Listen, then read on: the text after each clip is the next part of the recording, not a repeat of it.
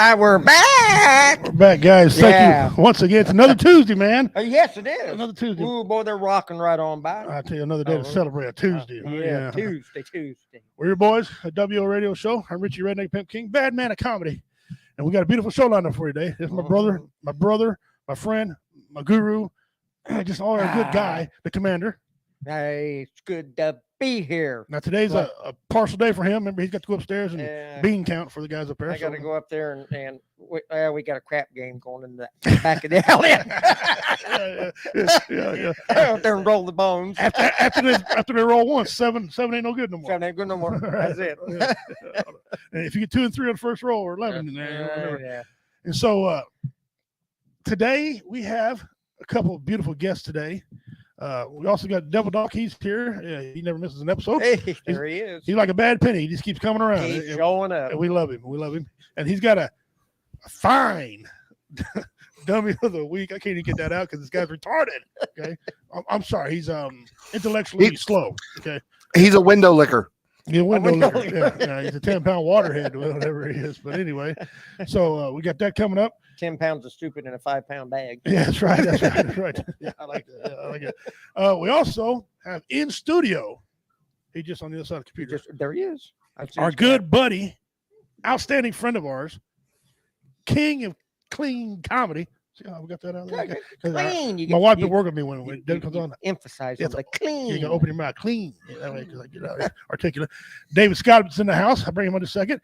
And it's a joy and outstanding. I'm just feel full of love when this guy comes on. Pete Barlow's in the house with us, or he's going to be on the screen with us. He's a comedian and he's a very funny guy. Author and owner of G.I. Low. I know y'all. If you don't know who that is, then you might as well get off the show because you're behind the 8 ball and you're under a stump somewhere living. Okay, guy's a great dude. You're in the Stone Age. But you know how this works. Before that, I got to beat my gums. Okay, I got to rant about something real quick. Somebody give me a date of when auto parts have changed.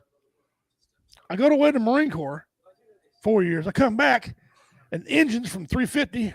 351s, 283s, all with the 4.3s and 5.4s and all this crap, right? And when you're going to buy a part for them, you got to buy all the parts. You got to buy if you go buy a power steering pump, for example. When I was a kid, you bought the whole thing. It came all together. All together. Yeah, you know what I'm talking about? You all know what I'm talking about. You know where I'm going with this, okay? Then you got to buy the cap. You got to buy the pulley. Got to buy the net, the washer. That's right. The bolt. The bolt. Mm-hmm. Yeah. Mm-hmm. Oh, and guess what? You got to have a tool. A tool to get it all. So when you call and say, "Yeah, all right, $56," then you get the bill to $125 because you had to buy everything with it. Yeah. Stop. You're greedy. Stop. Yes. I want to welcome on our friends, Dean Cerny. Brother, we love you. Thanks for tuning in. Kyle Lundy, he got like a twin in comments. He talks here and then comments here. He's awesome. He does that. Yeah. He's got a twin brother. Roy Anthony. Brother, what's up? Roy, hey, man, what a beautiful show today. By the way, before we get started, go back and check out Roy Anthony's show that debuted today. He came back on for new season. We had George Pardos from VRS Network on there, and we had an enlightening conversation. There's some things that each of us didn't know that we found out from each other about certain things, the way things go in this country and outside that. So, go back and check it out. All right.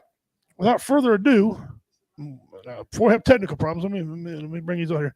I want to bring on you guys. Give a welcome to our WO Entertainment Network, WO Radio Show's good buddy, Mr. David Scott.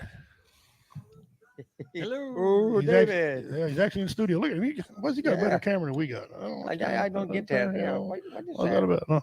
And making his second appearance on the WO Radio Show, quickly becoming a good buddy of ours too, Mr. Giallo Pete Barlow. I was told this was the Joe Rogan show. You fooled me again, Richie. Damn it. Man, when are you going to learn not to listen to a fat redneck? Fool me once. I mean, I can do some Joe. It is a pleasure to be back here, man. Thank you so much. Hey, man, you're always welcome. You got an open platform anytime you want to come here. So we'll get into the topics. I can exhaust that welcome. No, you can't exhaust it. Come on with crap, Pete's back again. And so you guys are the topic today. I want to know all about you guys, what's going on with you guys, upcoming events. I'll leave it up to you to which one goes first. But I got to do something for my friends over here at BV Nation. Okay. I want you to explain this. I want this for Pete Barlow. Pete, I want you to explain what we're about to hear from you. There's a scene where one of the characters calls Command Sergeant Major Sir. Oh, the Chucky quote. Chucky So quote. first Yeah. up, if anyone from BB Nation is listening, hi. I also remember the time we heard a ghost. Yeah, I was. Yeah. We on could an do some time too. Yeah, I was on an episode of BB Nation. It was really cool. So we was like in the studio. It was not just calling from the other side of the country or the other side of the world. Dakota Potter was there, and I was rambling about slasher movies as I'm wont to do, and then a ghost just made themselves present. And we're like, "What the what?" And so we stopped the recording. We're like, "Where did that come from? Where is that?" And we're like, listening to it over and over again. And it was my definition of hell because it was me talking right before the ghost talked. So I have to hear my whiny, nasally voice, like, they called him Sergeant Major. Like, it's like, guys, this is scarier than the ghost. Me having to hear my voice. Like, I will never watch this episode. No offense to any of you. It's me. There's a scene from the Chucky movie where they called someone the wrong rank, and it's like, oh, we have to listen to the guy. Like, no, we do not. Let's just trust that it was a ghost and move on with our lives. I watched that episode, or might have been a rerun episode anyway, and I didn't know if that happened because I drink a little moonshine once in a while, so I didn't know exactly what I was hearing and what I wasn't hearing. That's a rumor. That's a you guys rumor. Yeah. Rumor. We were clean and sober. Like, I mean, for once, it was a bunch of vets in one room, clean and sober, and we're like, what was that? So that was like the strangest. Like, you know what? I mean, this show is still new, so I mean, like, this could be even more paranormal activity. Maybe the secret is me. Well, you're awesome. I mean, look, even the ghosts love you. Okay. Y'all were sober. Give me a bottle. We were sober then. There was, I think there was like another episode later on the night. We cracked open some beers, but like that one, it was like beginning of the day. Oh. So Well, yeah, check. It might have led to you drinking later on. It would have happened regardless. I was on leave. Well, That I was on probably leave and I had was hanging out something with to do with it. I was Yeah. on leave and I was hanging out with the BV Nation crew. It's not exactly church based. organization. No. No. Memory. Them boys are good. Them boys No. are good boys out there. All right. We all know that GI Low was your thing. Talk a little bit. Some people don't know exactly what that is. I was giving them a hard time about it, but there's some people who don't know what that is. Tell them about what that is and how you come up with it. So GI Low, if you look behind, I'm blocking it. I'm getting the mirror fetch wrong. There's a little banner. Should be more blatant in my self promotion. So GI Low is a comic strip I created back in basic training, and I started sharing about 7 years ago. According to Denise, we lost the feed. Still see it though. We're going. Should I just keep talking? Yeah, keep going. We're live. Fantastic. Yeah. So it's a comic strip I created with no expectations other than a funny thing happened in the army. Here's a fun little doodle. And really, when I was like taking it seriously, I was just making these on Microsoft Paint at work, and then like almost on a dare, I just started sharing them on Facebook, and people were like, damn, make more of these, and it's kind of snowballed until eventually, people started discovering it. And U.S. Army WTF Moments shared another one of my comics yesterday, so God bless them. So it's doing okay, And where do you sell your comic at? Well, Do you sell it? I do have compilations on Amazon. The first, I have been so lazy. By lazy, I mean busy, and also in Asia for a year. But I do have compilations on Amazon. I can send you the link, but you can also get it for free on Facebook and Instagram. Okay. And okay. Well, very briefly Twitter, but I hate that website, so no. I see. Plus, if I'm in this situation in my life where it's like, let me just minimize my social media. It's like, all right, Facebook, Instagram, I got followers there. I do not need to have to chase followers on any other platform. Right. But to give you a quick bluff on what GLO is about, it's about the Army's most incompetent NCO failing upwards over the course of several years and implausibly staying the same rank for certain periods of time and briefly being a North Korean POW. It's a wacky comic, folks. Oh, those wacky Yeah. North Koreans. Yeah. Yeah. Yeah. Here's a confession that I make that I forget if I made this the last time I was on your show. I did not listen to it, but yeah, that whole North Korea POW storyline was oh crap, I've run out of ideas. He gets kidnapped by North Korea. Sure, we'll make that a year-long storyline, and then it was 100% being like written by the comment section because someone was like, "Wouldn't it be cool if Private Murphy rescued him?" I'm like, okay, I text Mark and I'm like, hey, can you have Private Murphy rescue him? He's like, sure. And then I did a Comic-Con in Boise, Idaho, and I was doing with the other of the Bohica Blues. He just lives in Idaho, and he's like, hey, I know that Private Murphy's rescuing Lo. I've got a character. She's a Korean linguist. She's kind of a Peggy Hill type, so like she's bad at Korean. I'm like, dude, that's gold. And then I'm like going back and forth with this, and I'm like, all right, we got enough. We got enough. This was never supposed to be like Avengers Endgame. And then Mark's like, hey, it'd be awesome if we got alligators to come in too. And I was like, I think he's retired. Like, I haven't seen an alligators in a long time. So I messaged him like, hey, are you retired? Yes. Mark wants you to have the alligators rescue. It's like, sure, okay, cool. So I was like, all right, And actually, here's further confession time, because I know the BB Nation crew are probably going to listen to this. And so originally, I was messaging J-Dub, and I was like, I'll have the BB Nation crew come and rescue. Like, yeah, that'd be so cool. And then I realized I was overstuffing it, and I was like, how about I have them rescue him next time? He'll be kidnapped by like Somali pirates. I was like, I feel bad. It's like okay. Unfortunately, I made too many promises and I had to edge you guys out. So they're still my friends, I think. Too many heroes. Yeah, there's too many cooks in the kitchen. So I was like, all right, let me think of like a different storyline for BB Nation to rescue. Then he wakes up and realizes, oh, I was just a dream. No, I was not gonna do that twist. No, that's done to death. No, this actually happened in the comic. I did not get kidnapped by North Koreans. Hey, Double Doc, will you take care of that one comment? Yeah. Right there. Yeah. Thank you. Well, first of all, when you first come on the show, I didn't know much about the comic. Okay, and I still know a little about it, but I went back and looked at a couple episodes. And I'll tell you what, you got some wit to you. You do. Yeah, I like it. You're a goofy little guy. You do. I kind of was me a little bit. You talking about on there, but if you'd have had a guy on there kicking some doors in and roughing people up, that'd have been more like me. Kind of, like that. But I feel like Lo would break his toes kicking down a door. It's just like the way I describe, because people have asked, is Lo based on you? And it's like, yes, but it's like I've internalized all of my worst qualities as a soldier. He gets none of my good qualities. It's like the movie Twins. Okay. Lo is the Danny DeVito to my Arnold Schwarzenegger. It's like, you get all my bad DNA.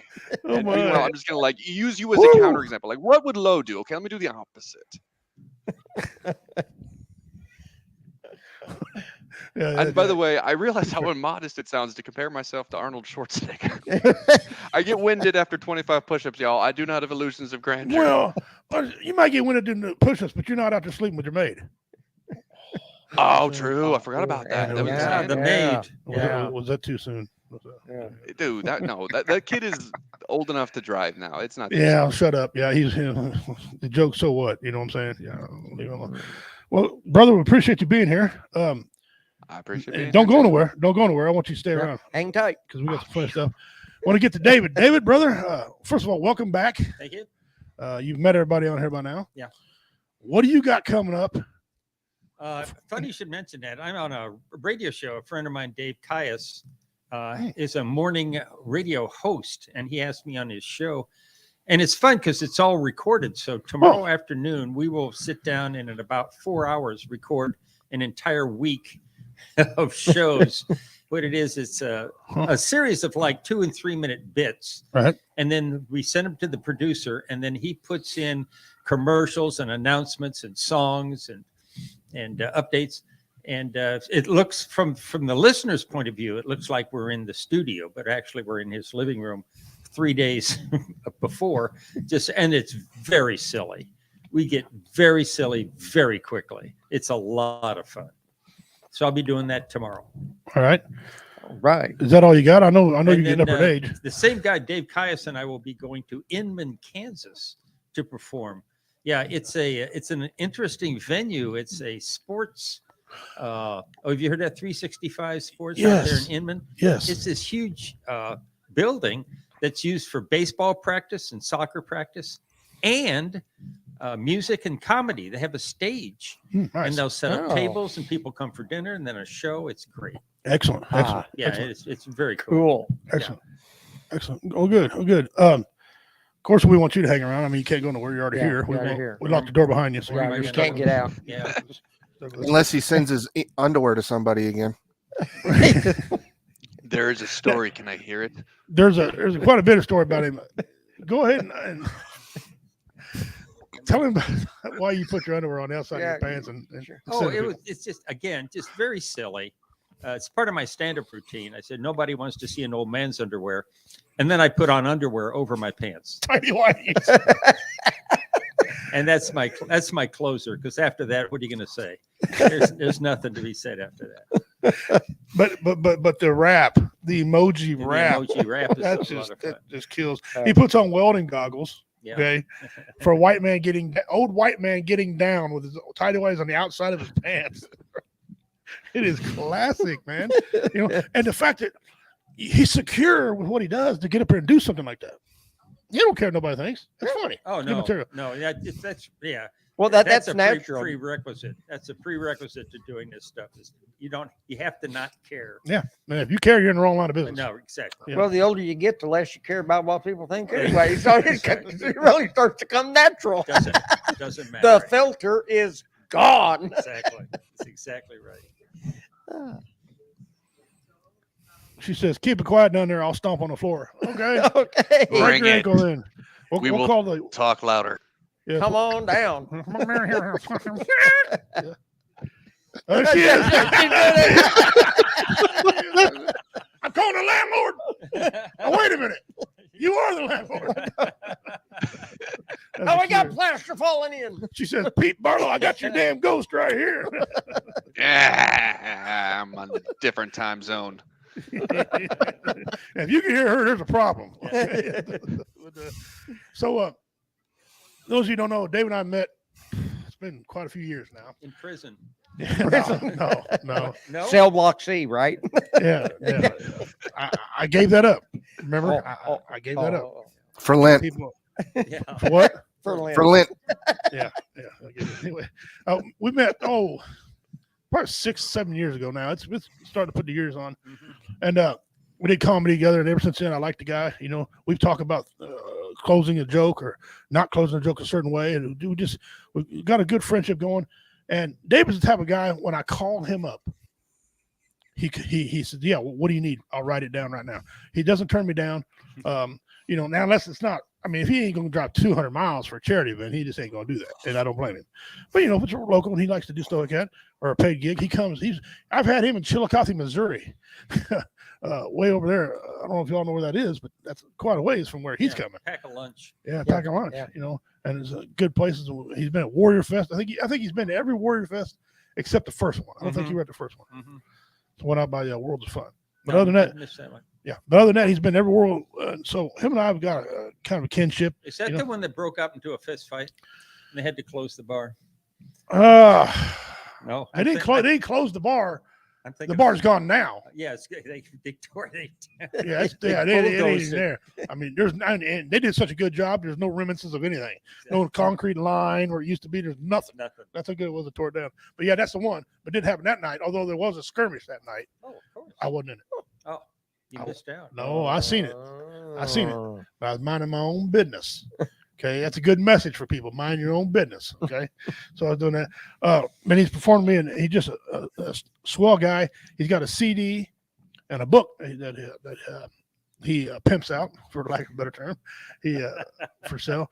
If you got a chance, look up David Scott. David, where can they find you? Go merchandise. to my website. Has all the information. DavidGScottCleanComedy.com. Cleancomedy.com. Yeah. Yeah, that's what he means too. Yeah. Okay, now he'll tell you some nasty fart jokes. Okay, but he won't get vulgar. I have a fart joke. A fart joke. Hey. One. Plural. But you know what? A. You make it count, I bet. Yes. Oh, he does. You have one This is dirty really good. joke and you just save it up. Yeah, you got, and he puts it just right in the middle of a set where, and he'll tell you that's my one fart joke. That's it. Okay, so Like- if you missed it, he'll tell you. Like holding it in on that first date until it's over with. You get home. Until you drop her off at home. Until you drop off. Well, it depends on how old you guys are. If you guys are in your 50s, Ah, they just finally. Go, You you know. get that old, you don't want to do it like that because you may be having to wear your shorts on the inside. Yeah, Yeah. yeah. And I'm glad when you picked those underwear that they were new. They were a used pair, okay, after Thanksgiving dinner or something, or Taco Tuesday. I'm real glad. Or after your colonoscopy that you didn't put those back on. Exactly. No, because the stains in those things would be. Yeah. Permanent, yeah. Yeah. Pete, He's clean. you made the transition over to comedy. Okay. I did, yeah. What- Last year, Nice. midlife crisis hobby. It was just like, okay, I'm closer to 40 than 30, so may as well get back into something I enjoyed. I did stand up in college briefly, and then I joined the army and I did stand up briefly, and then I took about a decade off. And last year, a friend kicked me in the ass and said, "Get back on stage." Oh, okay. And as at least two of you know, but when you do the open mic circuit, it becomes an addiction. Yes. So, Yeah. and I have been driving to every mid-sized city in a 250-mile radius every couple of nights. I got my oil changed a month ago, and my car's like, time for an oil change. Like, oh shit, dude, you're driving way too much. Wow. Yeah. And it's like, so where were you last? I was in Athens, and then the night before I was in Savannah, and then the night before I was in Greenville, and I was like, dude, do you spend like 8 hours of your dedication. weekend driving? Like, yeah. It's That's just like, I feel dedication. like- It's dedication. So I am by no means a pro at this. So when Richie invited me on the show, it's like, listen, we've got two veteran comedians. I was like, all right, like literally veteran comedians. Like, I'm gonna shut up a lot and listen because I want to hear whatever advice you have. Well, first of all, David and I both tell you can learn something from everybody. Okay. Because what's funny to me is not funny to David. What's funny to David might not be funny to you. But if you combine everything together, that's where you get the comedy. Everything's got 5 minutes. Every situation has 5 minutes. It's up to you to dig it out. I would like to point out, I do have my first open mic in Atlanta in a month, and Okay. it's 4 minutes. Atlanta is 4 that minutes. competitive. You get 4 minutes. And I did a show once where it was 2 minutes. So it's like, okay, just find the funniest, quickest jokes I've got. Right. Right. And my company commander recommended a show called Kill Tony recently on YouTube, and they get 1. I'm like, holy, how do you even tell a joke in a minute? Just like, good evening, everyone. Okay, I got flashed the light. Okay, goodbye. So Yeah. And it's harder, and David will test this. It's harder if you're a storytelling comedian, because a lot of stories you got to set them up, and it takes 3, 4, 5 minutes to get a good storytelling to hit the punchline on that. Mhm. So you don't want to bring your stories to a competition because you ain't got enough time. So everybody's got to have observation comedy. Whatever comedy they got. What kind of comedian are you? Are you a storyteller or observation comedian? I mean, I'm probably a storyteller, but I'm trying to keep it short. Like, one of the best stories I have was the time a cult tried to recruit me. I You have got no the floor. idea Tell it. how. Well, I have no idea how to make that story under 10 minutes. Oh. And, as we know, like open mics, you get 5. Yeah. I mean, bottom line up front, I was a new soldier to my first duty station, which was Fort Stewart, Georgia. And car pulls up to me in the reception parking lot, like, hey, are you new here? Like, yeah. It's like, you want to come to church with us? And I was like, is this how people make friends in the South? Yeah. Everything Actually, about yeah. this story is a red flag. But it was like, I suck at making friends. So I was like, okay, I'll go to church with you, and get like dressed up, like, oh, this is gonna be fun. I'm gonna make friends. But the whole time there's kind of this voice in my head, like, these are strangers that are driving you around. This is wrong. But so I go to this church, and it is like, the thing is, I look back at him like, these guys were really bad at recruiting me, because it would be like if you went to a church of Scientology and right off the bat they were just like, and Xenu was a alien who will suck your happiness out of you, and like no, do not start at a 10. Like, maybe just like Yeah. When you want to boil a frog, you don't throw it into a pot of boiling water. You just put it in a pot and then slowly turn it. Like, no, this was like full on like crazy cult church, and like they're like grabbing me and throwing me on the ground and like, like, have you been saved? I'm like, I'm saved. Have you been saved? I was drowning in a sea of sin and I've been saved. I was grabbed a life jacket. I'm cool. We're good. We're good. Nothing to see here, folks. And they stalked me for a month.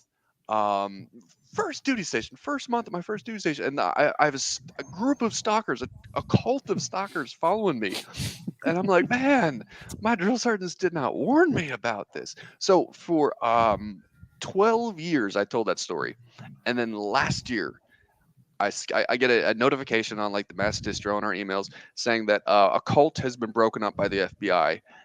And it was the cult that tried to recruit me. Like, I told it. Wow. It was the greatest I knew moment it. I knew it. And I was still stupid enough to go.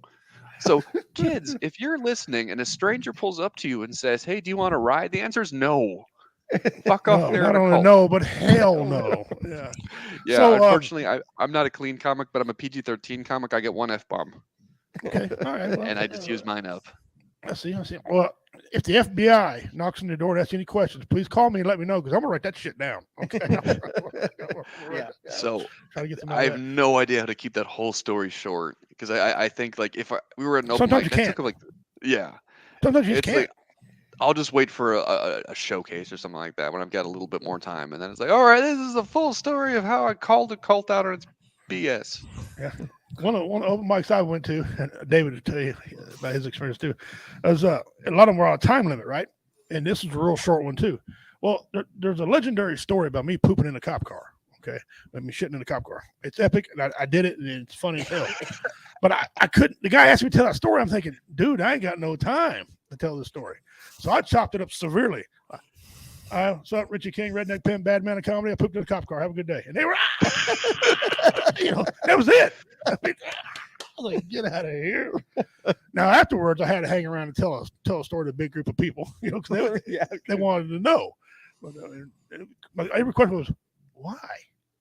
What kind of person craps in a car? You kind of got to go. That's So, well, you know what, Richie, I think you're onto something because one of my stories I like to tell would go on forever. But the thing is, it peaks at the punchline. The title, which was the time I got punched by a prostitute in Hinesville, Georgia, and accidentally paid for it. I could tell the whole story, but it gets less funny with the more details. Right. And right. So it's what I prefer.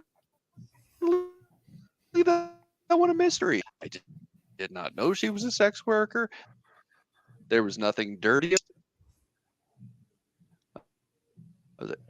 Oh, for a second there, I thought, oh, this is getting too dirty. So the point is, that one, it's just like, let me just leave that one a mystery. Just like you pooping in a cop car. It ain't a mystery. Go back and look at some other stuff. It's a well told story. It's funny. Very well told. It's funny. Because it's got multiple jokes. Sometimes have a punchline. You want the punchline at the end, but a lot of times you can't. And the good thing about a story is the punchline falls where it falls. Okay, and you can't change it very much because then it doesn't make any sense. Okay, and pooping in a cop car, it's got 3 punchlines. But crapping in the car, the cops' reaction, and then when I get to jail, I'm like a conquering hero. They're all cheering and laughing. And then the real punchline is at the end of the story, okay, the judge, and at the end of it is he goes, "I get Mr. King, I'm charging you $500 for a sanitation fee." I'm like, sanitation? I never heard of this fee. I said, best $500 ever spent. He said, "What'd you say?" I said, "Nothing, sir. I left." Right after that, I go in there. Now, time I go to court, I said, "Hey, ain't you the guy that?" Yeah. So a lot of good jokes have spun off that one joke, especially when we got a cop saying, "Hey, ain't you the guy that?" Yes. Yeah, it was. He said, "That's funny, man. Why?" I don't know. I had to go, I guess. I don't want to explain to the cop, because I had him a long time ago. But anyway, so that's how things fall. But David's got a lot of he's got many life things. He was a math teacher, which I think that's awesome because I can't add 2 and 2. Okay. I'm good history, excellent science. I mean, I know how, allegedly I can make an explosive device. Allegedly, I know my science. Math. So what about now, the if I got if I got to measure stuff out, I'm in trouble. That's why the FBI can never accuse me of making a bomb, because I can't measure stuff out because I don't know what the hell I'm doing. But I can tell jokes and fight in the cage and stuff like that. But David, one thing I like about him, he's a math teacher and don't care. And David, tell us some of your experiences about open mics and stuff like that. Oh, open mics? Yeah. Yeah. When I started out, I was terrible.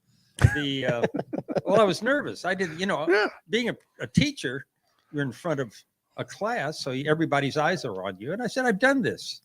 And I did my first open mic, and I was very nervous, which surprised the heck out of me. Yeah, you talk about being a storyteller. I had to learn after a couple of years that it's really important to get to the punchline as quickly as possible. And the guy said, write your jokes out and then start taking out words. Yep.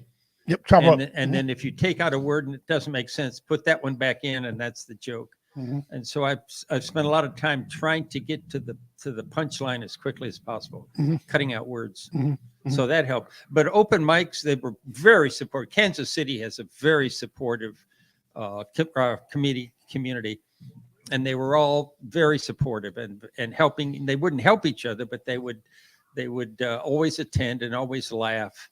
And it's a good group. It's a good group of people. Excellent. Now, where do you, Pete? Where do you get some of your material? Life. I've lucked out in that Best so place. far. I'll tell this, but then I've got a question for the two of you. Okay. I've led a very weird life. Like, it's one of those, like, you stand back and you're like, I've been to Kyrgyzstan 3 times, and until about 12 years ago, did not realize that was a country. And it's just like, okay, just weird little anecdotes. And I'm sure my soldiers hate me for it, but I'm that NCO who, like, on Monday morning is like, let me tell you about the crazy stuff that happened this weekend. It's gotten less crazy as I've gotten older. First duty station was at the Force Com assignment, so it was like, yeah, there was a lot of crazy shit. And now it's more like, here's a wacky. Oh, am I putting you to sleep? No, I mean, for me, 3 times.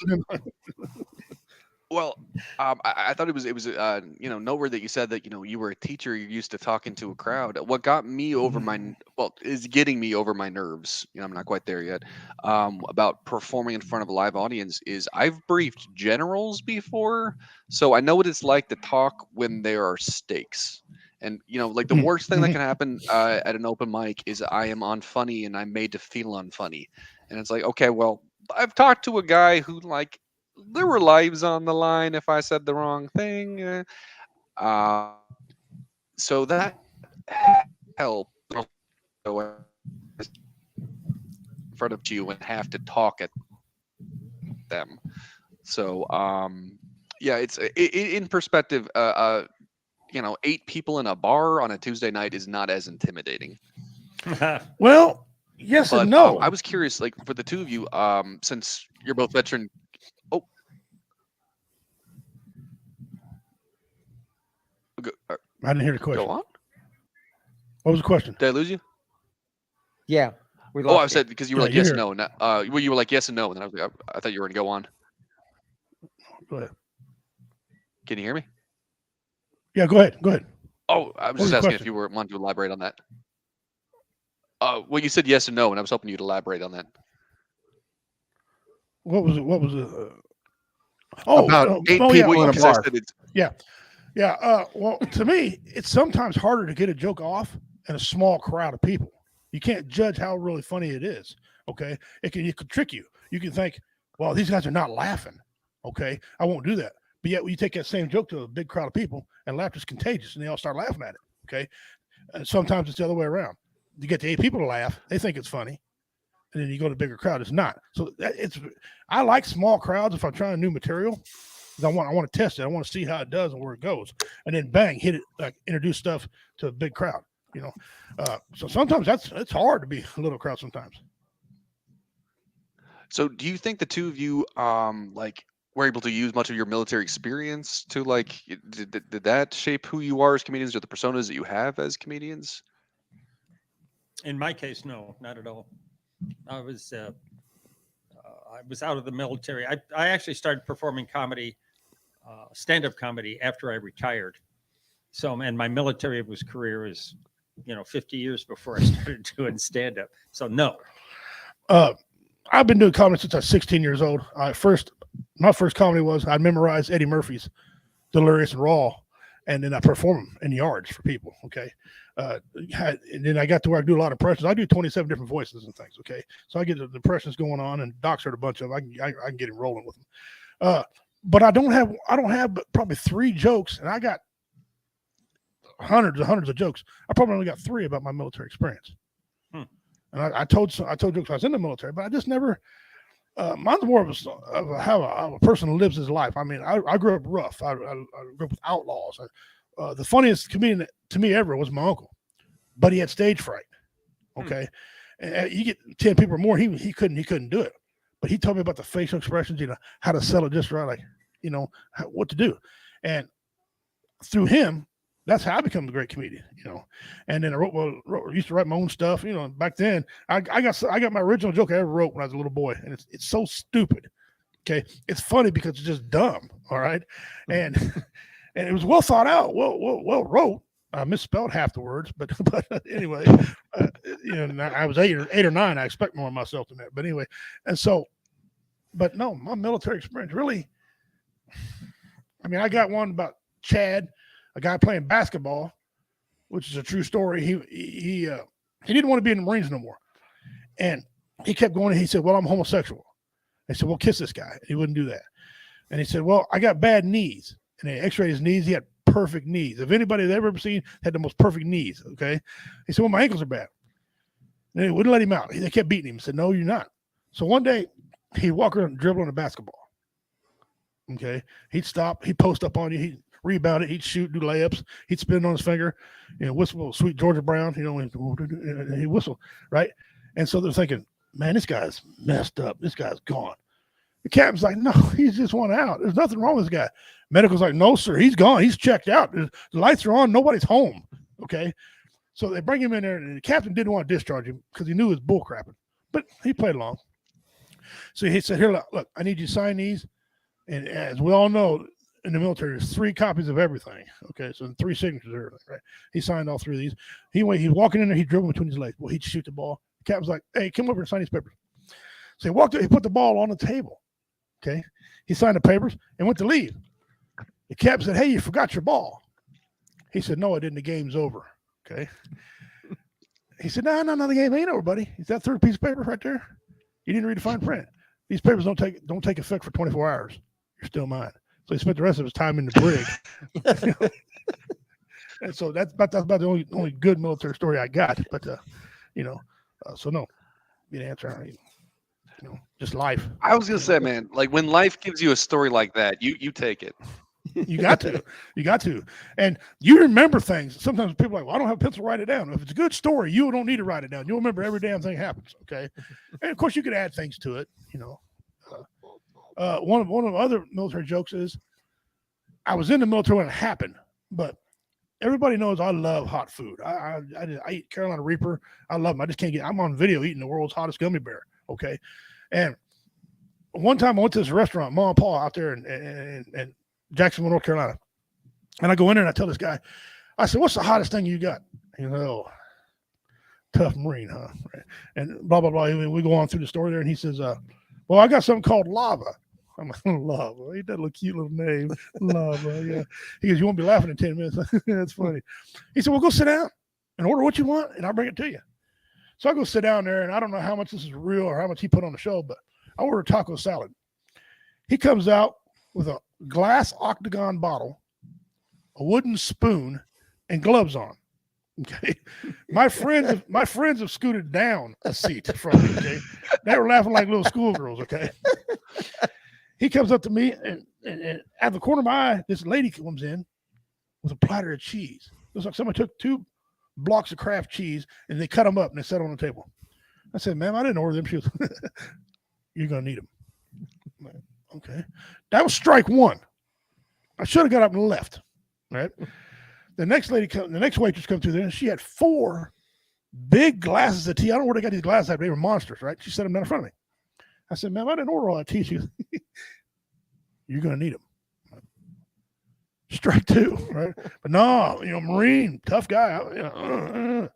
So here he comes. He takes this old gnarly ass spoon, this wooden spoon, in his octagon bottle, right? He puts one in there. Could I shut up at one? No, I had to run my mouth. He's okay. Now everybody eats hot food. If you put one in there, you could put it over here. You can eat hot food and non-hot food. And you can make it through it. That's the trick. He put another scoop in there and then stirred it up with a nasty spoon. Okay. I said, hey, before you leave, what's that glass for? What's that all about? He goes, well, this stuff's so hot, it'll eat through a tin can.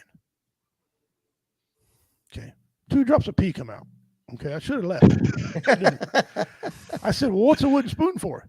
He said, it's so hot, it'll eat the varnish off a spoon. I don't want to make you sick. Well, whatever. You're just lying through your asshole. I said, what's the gloves for? He said, because it's so hot, I don't want to touch it. No. He said, enjoy it. He went to walk away and looks back and says, oh, hey. In about 4 hours, it's going to hit you again. Get out of here. You don't know shit. So I got my spoon ready. I got right about here, lost 3 pounds. This stuff was so hot. It felt like bees were stinging out of me. Not stinging in me, trying to sting out of me. Okay. It's like I ate a lit match. It's like someone stuck a torch up my butt and come out my mouth. That's how hot the stuff was. Right? I was drinking that water or that tea. I was wearing it. Just eating that cheese. Ooh, it was hot. I ain't gonna lie to you. It was hot. I go home. I'm thinking, oh, it's an easy day. I go home, sit there watching football. All of a sudden, I'm like, oh. 4 hours later, I had to poop. That ain't my law. That's God's law. Take it up with him, right? So I go in there and I sit down. And right when I sit down to poop, I remember what he said. In 4 hours, it's going to hit you again. Oh, no. I was like, I went to squeeze it out, and it's like it started prairie dogging on me. It got stuck. I was constipated, all right? So now I had this flaming log in the crack of my ass. It's burning, right? I'm on the toilet going, ah! Oh, Jesus, help me, Lord. I don't mean to be a sinner. I'm sorry, right? My neighbor was a Navy corpsman. You know how well Navy corpsmen Marines get along, right? Navy corpsman said, hey, King, you all right? I said, no. I'm dying. Help. He said, I'm on my way. I'm now on the floor, sucking my thumb, right? Butt to the door. Okay. Right. Praying. I'm seeing Jesus, right? With my grandmother in a chariot coming down to take me home. Okay. I'm in trouble. All right. Big Marine, tough guy, can kill you 2 in 6 different ways. Oh, that meant nothing. Okay. I hear footsteps. He walks in, my butt's laying to the door. He goes,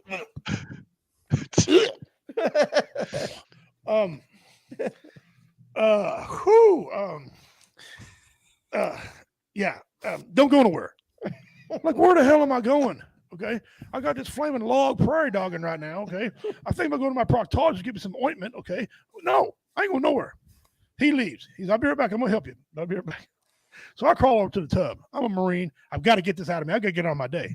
So I put my hands like this, and my butt was in the air. All of a sudden, I heard footprints again. He runs up. I hear it. He took an old CO2 fire extinguisher. He froze my back, my sack, my crack, and my thighs. Reaches down, pulls out this flaming log, which is the size of a damn beer can, right? Throws it on the stool. He said, you love me, right? I said, yes. Yes, I do love you. I love all Corbin. He goes, now clean yourself up. 2 weeks later, I go back to this restaurant. I said, hey, come here. He goes, hey, my hero. I said, I got your hero, pal. Come here. What the hell was in that stuff? He goes, well, there was jalapeno, habanero. I said, bullshit. I know jalapeno and habanero. That was not none of them. What was in there? He said, well, some special herbs and spices. I said, I swear to God, I just recovered from a 2-week ass whipping from this stuff. Man. You owe it to me. What is in this? He's okay, fine.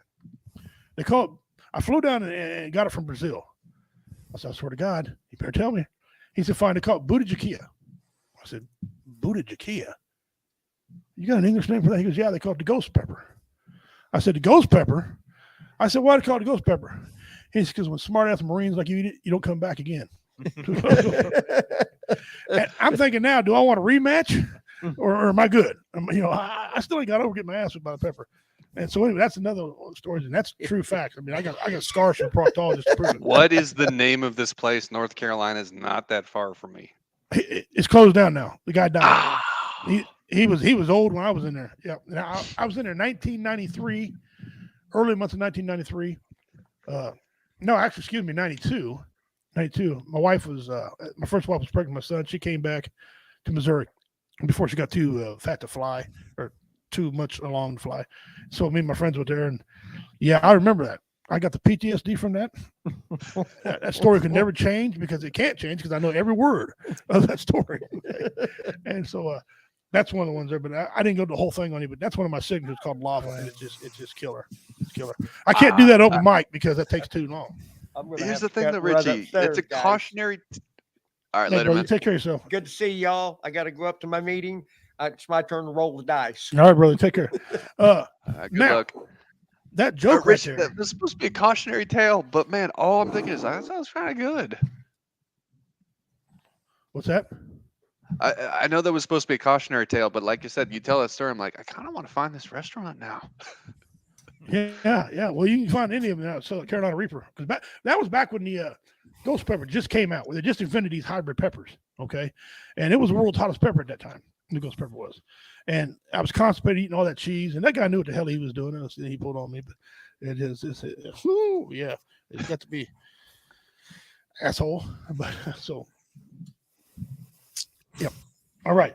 Well, we've come through there, and we'll take a break for a second, gentlemen, before we get into our second topic, and we're gonna do some of these memes that we got. Okay, and I apologize ahead of time, about some of these. We tried to reach out to the man who died in this pursuit.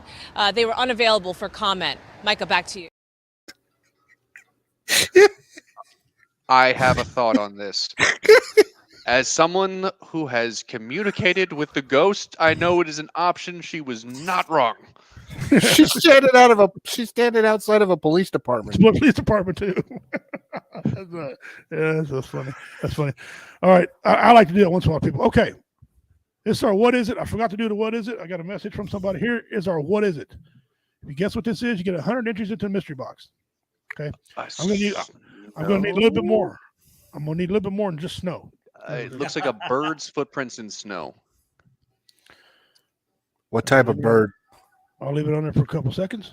Okay, this is a random one, but it looks like the opening of Jurassic World when like the crow is walking. So no. Okay, chicken? Here's a debate, Pete. We're gonna get you in on this debate live so everybody can see your reaction. What say you? A or B? Oh, B. All right. So far, we haven't had nobody except my wife pick A. Okay. Here we go. Kid on swing. I'm higher than you. Me? I seriously effing doubt it. Yep. With all the medicine the VA give you. I work for the ain't federal possible. government. That kid is higher than me. Yeah, the kid's higher than you. Yeah. Here's one about electric bill being high. Electric bill's like, I'm high. Yeah. Well, she's having a good time. Yeah, she is. Her electric bill. She took all that money and bought her stuff. Yeah. Okay. You know how they say dogs can take the persona of their family members? Here we go.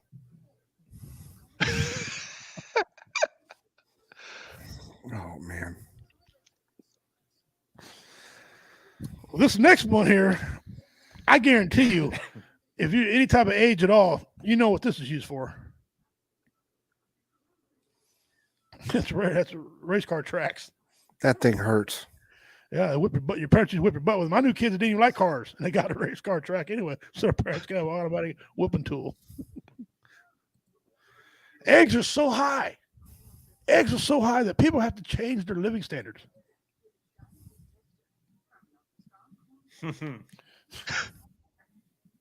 Just one woman who could catch a chicken. I like that their idea of like this ideal woman is apparently from the set of Deadwood. Yeah, that's what I thought that was Deadwood. I want the last time there were some good women out there that could catch a chicken. It was Abraham Lincoln was president. He was driving them. Yeah, he was driving them. Now you're an educated man, articulate guy.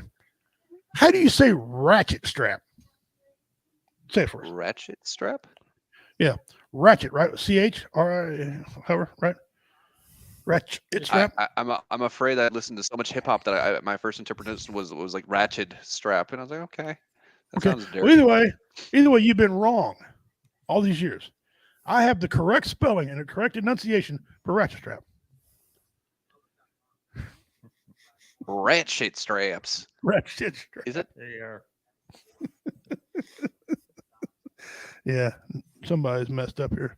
Mhm. All right, let's go down here. Let's do people there's transgender talk going on, and there's always somebody wanting to mess something up for somebody, right? People, if you're gay and lesbian and all that, we don't care on the show. We don't care on the show at all. But when you try to take it too far, we're going to make fun of you. This is an incident. After transgender and transracial, we got transabled. Yeah, this one's really messed up. Physically healthy people who feel they should have been born disabled. A man in Great Britain cut off his arm because he felt like an amputee. A woman in North Carolina poured drain cleaner in her eyes because she felt blind. Transgender, transracial, transabled. Guess what's next? A grown man posting an ad on Craigslist wanting a nanny because he identifies as a baby. You can't make this stuff up. Ridiculous? Perhaps, but who's to say anymore if that's how he feels? If a man can be a woman because he feels like one, if a white person can be a black person because she feels like one, if a healthy person can mutilate herself because she feels disabled, if a grown man can be a baby because he feels infantile, where does this end? Can a child be an adult because she feels like a grown-up? Can a teenager buy alcohol because he identifies as over 21 years of age? Can a grown man attend kindergarten because he identifies as a 6-year-old girl? Can a child spend the day at doggy daycare instead of school because the child feels like a canine? If not, why not? If a kid can be transgender because he feels like a girl, who are we to tell a child he must attend school or obey his parents or refuse him a beer when he orders one? You can't have it both ways. If children have a right to parents providing for them, and a man identifies as a child because he feels he is a child trapped in an adult body, and if we're playing by these twisted, disordered, ridiculous rules where illusion and emotions trump objective truth, aren't we violating his rights by refusing him the love and care and financial support every child deserves? Just something for liberals to think about before they push the boundaries of identity politics past the point of no return. When you sacrifice objectivity and reality like transgender, transracial, transabled, transspecies, transaged, you get cultural absurdity. And we promise to cover it every step of the way because it has only just begun. Now, some of that, I mean, The transgender text that was in there, was that Arabic? Where did this come from? Anyone notice that? Yeah. It was distracting me the entire time. Yeah. Well, I think it was designed to distract you. I don't care about the transgender It part. You worked. can be who you want to be, but you feel like you should be disabled, so you cut off your part. Oh, that's Wow. been going on. Wow. That's been going on long before there was transgender. Wow. But Like I mean, back in the way back. from now on, all my friends are going to, I want to be identified as a fat Chuck Norris. I think you succeeded. Okay. I studied 6,000 martial arts in my life. I was an MMA fighter. We kind of look alike. No, we don't. But I want to be fat as a fat My Chuck daughter, Norris. my daughter says she identifies as someone who does not owe any taxes. Yeah. I don't owe any taxes.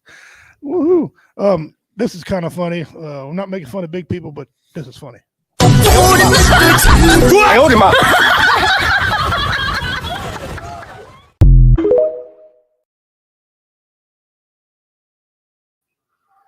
That was perfect technique when that guy came up out of the water like that. That was perfect technique.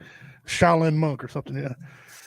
If you're a Dodge fan, you might not like this, but I'm not a Dodge fan. I don't like Dodge, so this is kind of funny to me. Dodge says it's time for a change. At the end of this year, the company is going to stop making gas-powered Challengers and Chargers.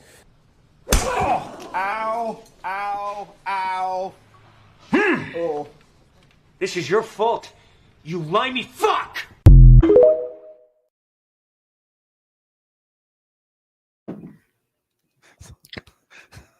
Actually, Dodge got sent this. I thought that was you that hit that guy. No, hey, remember, I'm in retirement. I'm in retirement. All right, here's a little bit of here's what I was telling you guys earlier. This guy was blind.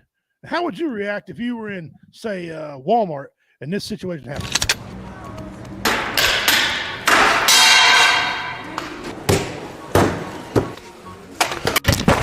Did you get some good clips?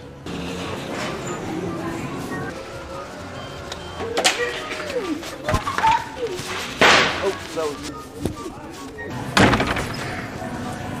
I just set this right here. Thank you. I'm sorry for the inconvenience.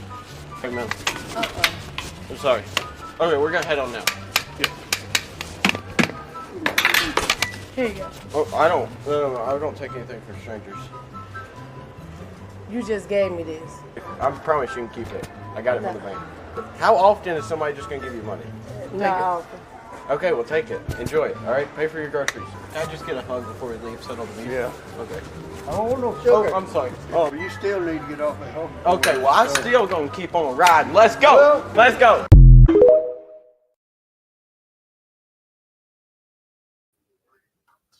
That guy gives away money.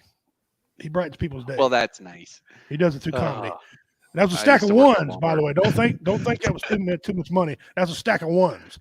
Thick stack. Okay. Thick stack of ones, but it was a stack of ones. I seen that. At first I thought, is he being an asshole? Then I went back and watched some of his other videos. He just helps people, man. He just gives people money and that's his way of helping folks. So okay, well, that's nice. that's pretty cool. Pretty cool. Okay, here's a little bit of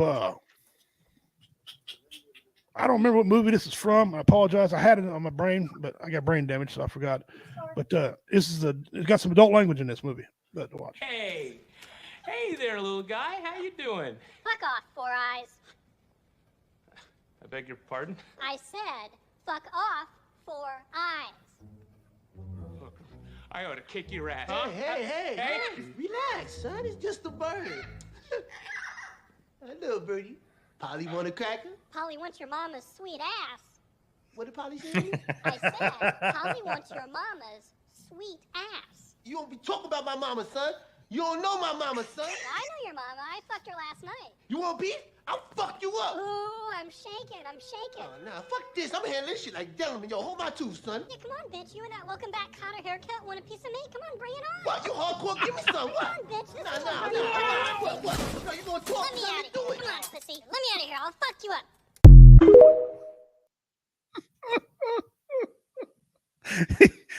One of the 5 best of the scary movies.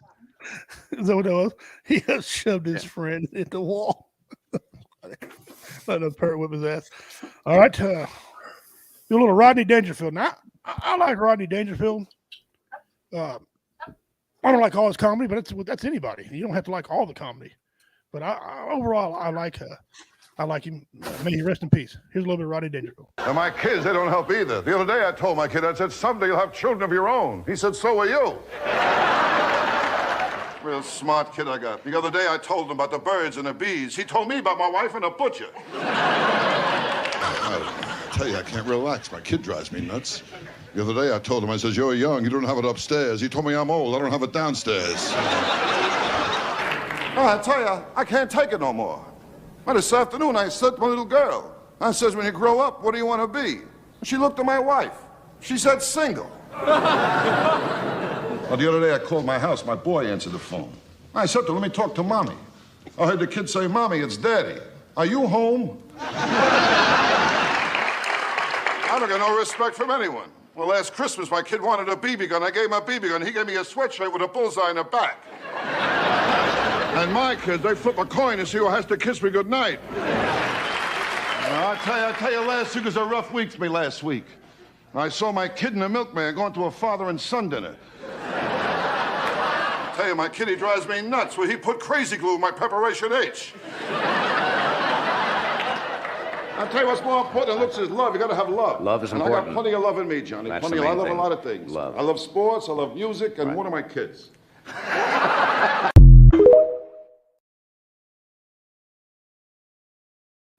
Pretty funny. That guy's funny. That's a lot of open mic material right there. Because I mean, he was quick, a couple seconds, and bang, bang, bang, bang. Yeah, Go through some I just noticed that about Ronnie Dangerfield. Always kept it short, and the thing is, you could probably mix and match a bunch of that. Right, and as you know, getting back into it again, one of the things the crowds really love is when you make fun of yourself. Mm-hmm.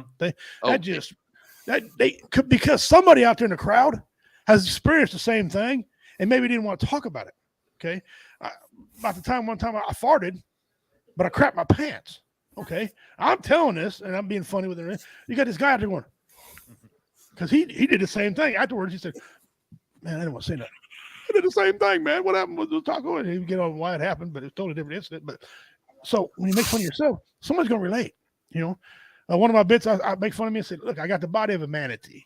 Okay, we got every man out there going, "I'm a manatee too." You know, all of a sudden now we're all manatees, and you know, right, we got a big party or something. But am I wrong? I heard it described as the 8 Mile argument, which is it's like the movie 8 Mile. It's like, all right, if I make fun of myself way better than you ever could, you got nothing. Yeah. What can you say? Well, it's also gray in your beard. Okay. Yeah, my thing is, but the first couple open mics I went to, I would perform, and someone afterwards like, "Hi, you look like the dean from Community," and I just whatever, fuck off. And then after a while, I was like, "All right, listen, if I go up there and say, hello, my name is Pete, and I look like the dean from Community,' it's like, guess what? I took that from you. You cannot say that afterwards. Be like, I was gonna. No, I said it first. Right. Yep. Right. You disarm them. Well, one time I had a gentleman. One time a guy told me, he says, "Funny people get all the women, get good looking women, right?" I said, "Well, I married a good looking woman." Guess I'm not funny. Yeah, he goes, I said, "Well, I married a good looking woman, and I'm kind of rough, right?" And he told me, he says, "Well, that must mean you ain't got no Johnson." I said, "To her, I'm John Holmes." I use that on my buddy there on VRS as well too. I said, he goes, "Who's John Holmes?" And I said, "Oh, all right." He said, "I said, well, you know, I said, I'm a professional comedian. You need to come correct. It's hard to insult me, okay? Could be in a comedian because I get you right back. Before I know, I have you met like, you son of a, you know, you getting all mad, and I'm not breaking a sweat." David's the same way. David, some things are not just when you watch comedy and you don't laugh. That don't mean you don't think it's funny. You're taking it in. Am I wrong on that? No, that's right. You sit and you take it in and laugh when you're done. Some people gotta laugh everything. You know, relax, buddy. You know, some of that's false. But yeah, have you been to that point yet? But me? Have you been to that point where they give you a like as soon as you finish your set, before your set's over, you finish a joke or two and they're already applauding you? Have you had that point yet? I mean, yeah, I've been lucky. I've gotten pretty good responses so far. No, I mean, I've got a couple bombs.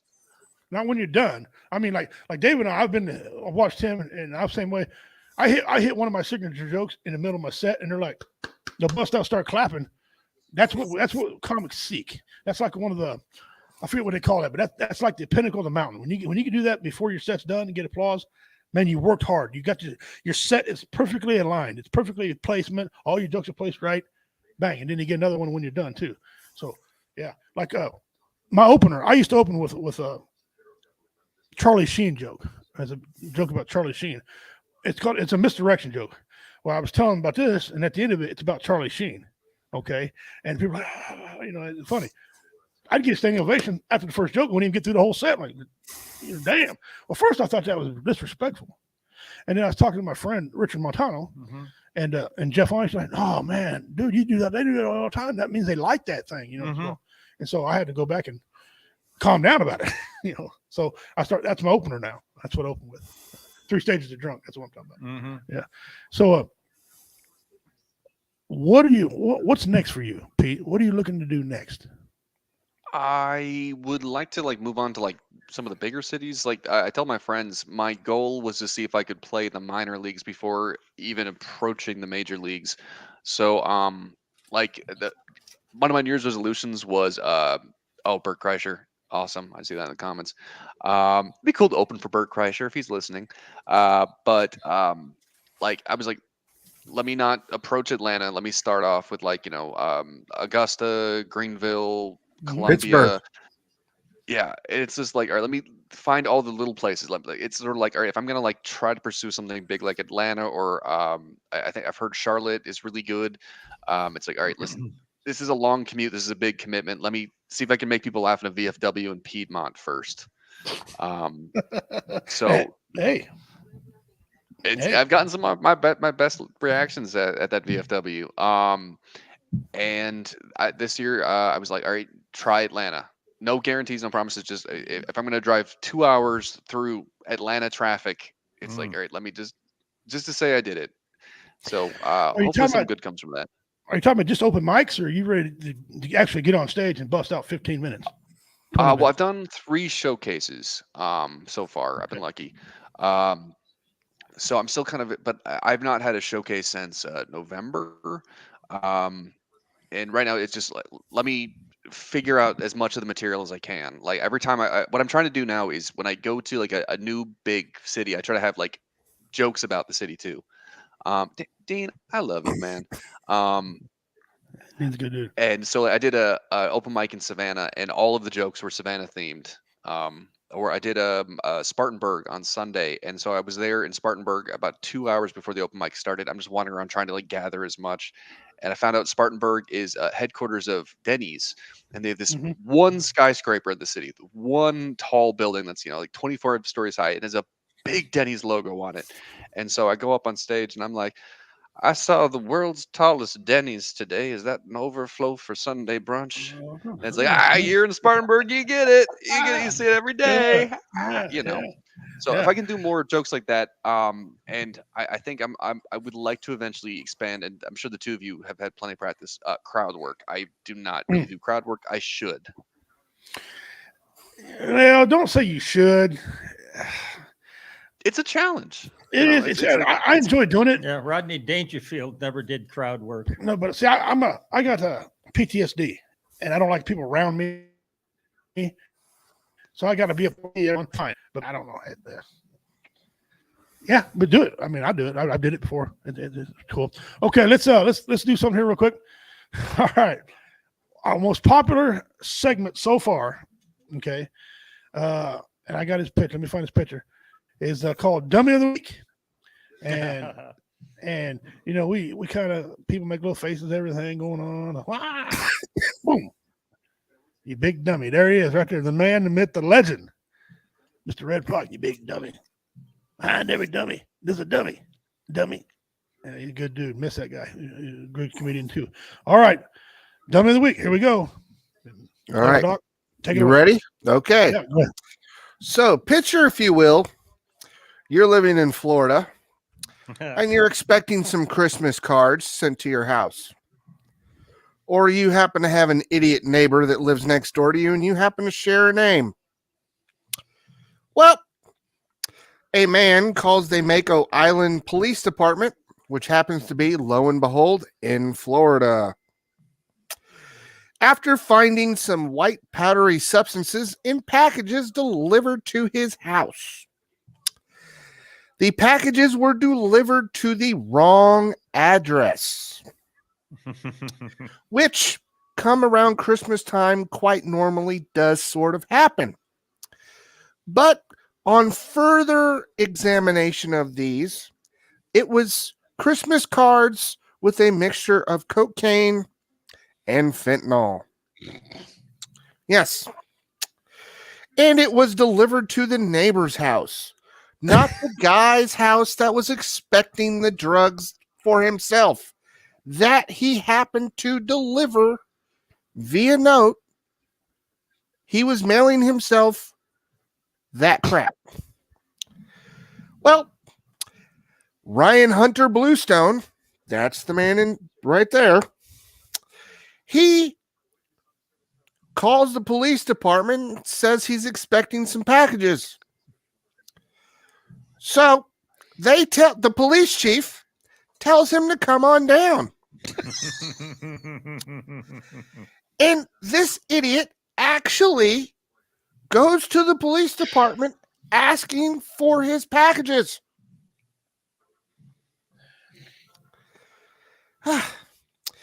Yes, they even let him open it up in front of them. Of course they It's did. Christmas. He's opening his presents. Exactly. Then they took the package. They booked him in jail. They apologized to the family. Mr. Bluestone got his one phone call. Yeah. He's now 25 years in jail for interstate drug trafficking. Mm-hmm. Yes.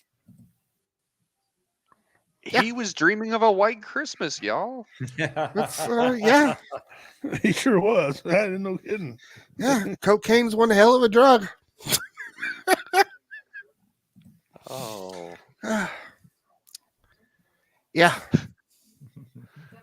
Oh dear. Yep. That is just what I assume most Florida Christmases are like anyway, so no shock. And that, my friends, was Dummy of the Week. Dummy of the Week. Now, let's do a quick highlight. We started off with an idiot trying to rob Walmart, okay, during Toys for Tots. Over 40 plus law enforcement officers, probation officers, everything was in there. All of them strapped. Okay. This guy gonna run in and rob Walmart. All them cops are there. He didn't show up in a vehicle. He took the bus.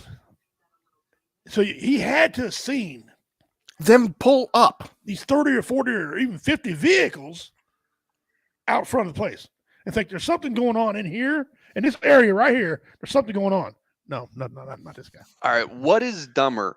Stealing from children at Christmas time or stealing from Marines at Christmas time? Well, probably stealing from children is dumber. What's crazy is to steal from the Marines. They catch yeah. you, they're gonna whip your ass. Yeah. Okay. That's crazy. You better leave them alone. No, you know what? Marine, no. Then we had one. This is so funny. The guy would break into your house, rob you, and then tickle your butthole on the way out the door. Tickle your bunghole on the way out the door. Well, he's at least considered. No. Only the male buttholes. Yeah, only the male. Female. He only did it to the dudes. Good thing it's oddly specific. In Dallas, Texas. Yes, Texas of all places. And he looked like the guy that tried to kidnap Captain Phillips. Yeah, he did. He did that to me. He had an unfortunate accident on his finger. This went on for a good 2 or 3 months. I'm trying to think of my best, Captain Phillips. Both are still. I was gonna say I'm the rim job now. I don't know. Well, still gonna have a stinky finger. He looked like Roy Anthony and Justice Snodgrass had a love child. You don't know who they are, but yeah. Woo! So then we had which leads me to this. We tried to reach out to the man who died in this pursuit. They were unavailable for comment. Micah, back to you. I can't get enough of that. Okay, we started a bloodline on here. Okay, for those of you who don't know, that's the first one. That was the first one. We've had her for a while, right? I got to thinking one day, I wonder if she's got any more people like her to vote. Okay, so then we start doing a massive search, and we come up with her. She got quite a few siblings. Okay, this one here is there's no audio to this one. You just got to read it. This is her sister. Okay, if it wasn't for the nice man who discovered electricity, we'd all be watching television by candlelight. Okay. And then here's their brother. No, the sister. Another sister. Oh, first. The sister, yes. Sister, yeah.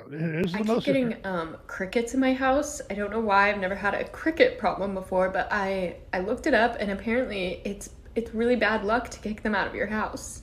Like, you're not supposed to kick them out of your house, but like, what am I supposed to do? Like, let you stay here? Now there's like 36 crickets running around because I did kick out one, and let me tell you, I had a really, really horrible week after that. And now they're just running around. And I'm like, please move. I just want to make a piece of toast and you're in my way.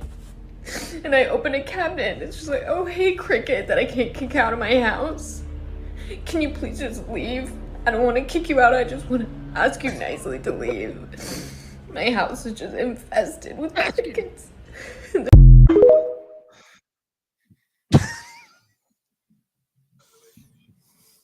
What's going on here? Okay, and then we got a brother. This one you can watch this 2 or 3 times. This don't make any damn sense. A baby was born in Alabama yesterday with the same birthday as both of its parents. Many are calling it a miracle that a pair of twins was able to give birth to a healthy baby.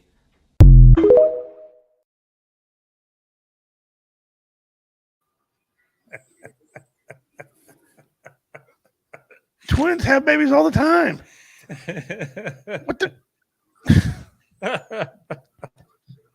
Okay. Now this one here is a little. They would like that. That's very silly. It is very silly. It's just dumb what that is. Yes. Now this one's a little bit longer. This is 3 minutes and 47 seconds. All right. Now I apologize ahead of time, Pete, for what you're about to hear. Okay. Now, Donna, you got quite the vent today. It sounds like what's going on with you. Well, I wanted to voice my opinion on something that's been bothering me for a really long time. Okay.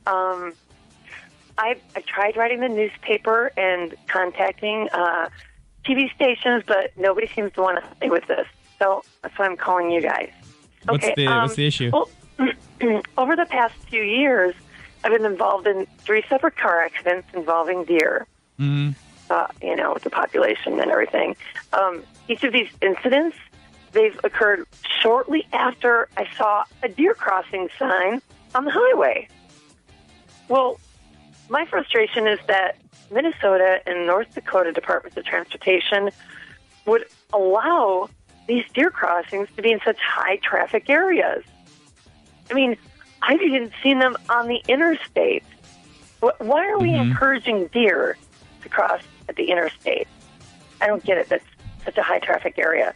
I mean, I understand that deer are wild animals and they need to travel across the streets occasionally to survive. And, of course, to find food. But it seems to me that so irresponsible of us to allow these deer crossings to be in areas where these deer are so likely to be struck by oncoming traffic.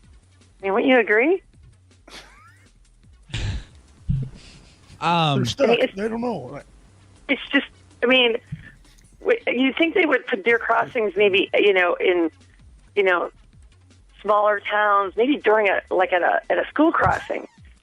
It would be a safer place for them to cross. Wait. Put the deer crossing sign. Deer crossings aren't telling deer that it's safe to cross there. It's just more of like an alert for drivers so they know it's like a high deer population. The government put the deer crossings there. They can direct the deer population anywhere they want to by moving that deer crossing sign. I mean, why in the world would they place it on the highway or the interstate? I mean, God, there are so many other places I can think of than putting the deer crossing signs on busy highways and interstates. You seem to be under the misunderstanding that the deer are somehow attracted to the deer crossing sign. Well, yeah, the deer crossing sign is there to allow the deer to know that's where they need to cross. Right. And all these car accidents you had involved a deer after you'd saw a deer crossing sign. Exactly. I mean, I'm trying to watch out for the deer, but I mean, speed limit's 55, 65. How am I supposed to, you can't brake really quick if if the deer just is crossing in that deer crossing area. So you'd like to see these signs move somewhere safer? Right. If we can move them, don't put deer crossing signs on the interstate or freeways. Put them in lower traffic areas. Somewhere where the speed limit's a lot slower. Maybe small towns. I don't know. I think school crossings is a good idea. Well, listen, we will. You say you've tried to contact quite a few people about this. Right, yeah. I wrote at least 3 or 4 letters, and we will spread the word. Okay, we will try to kind of help you raise some awareness for this issue. Okay. Oh, thank you. We need to move those deer crossing signs. We appreciate your comment this morning. All right, thanks. Bye.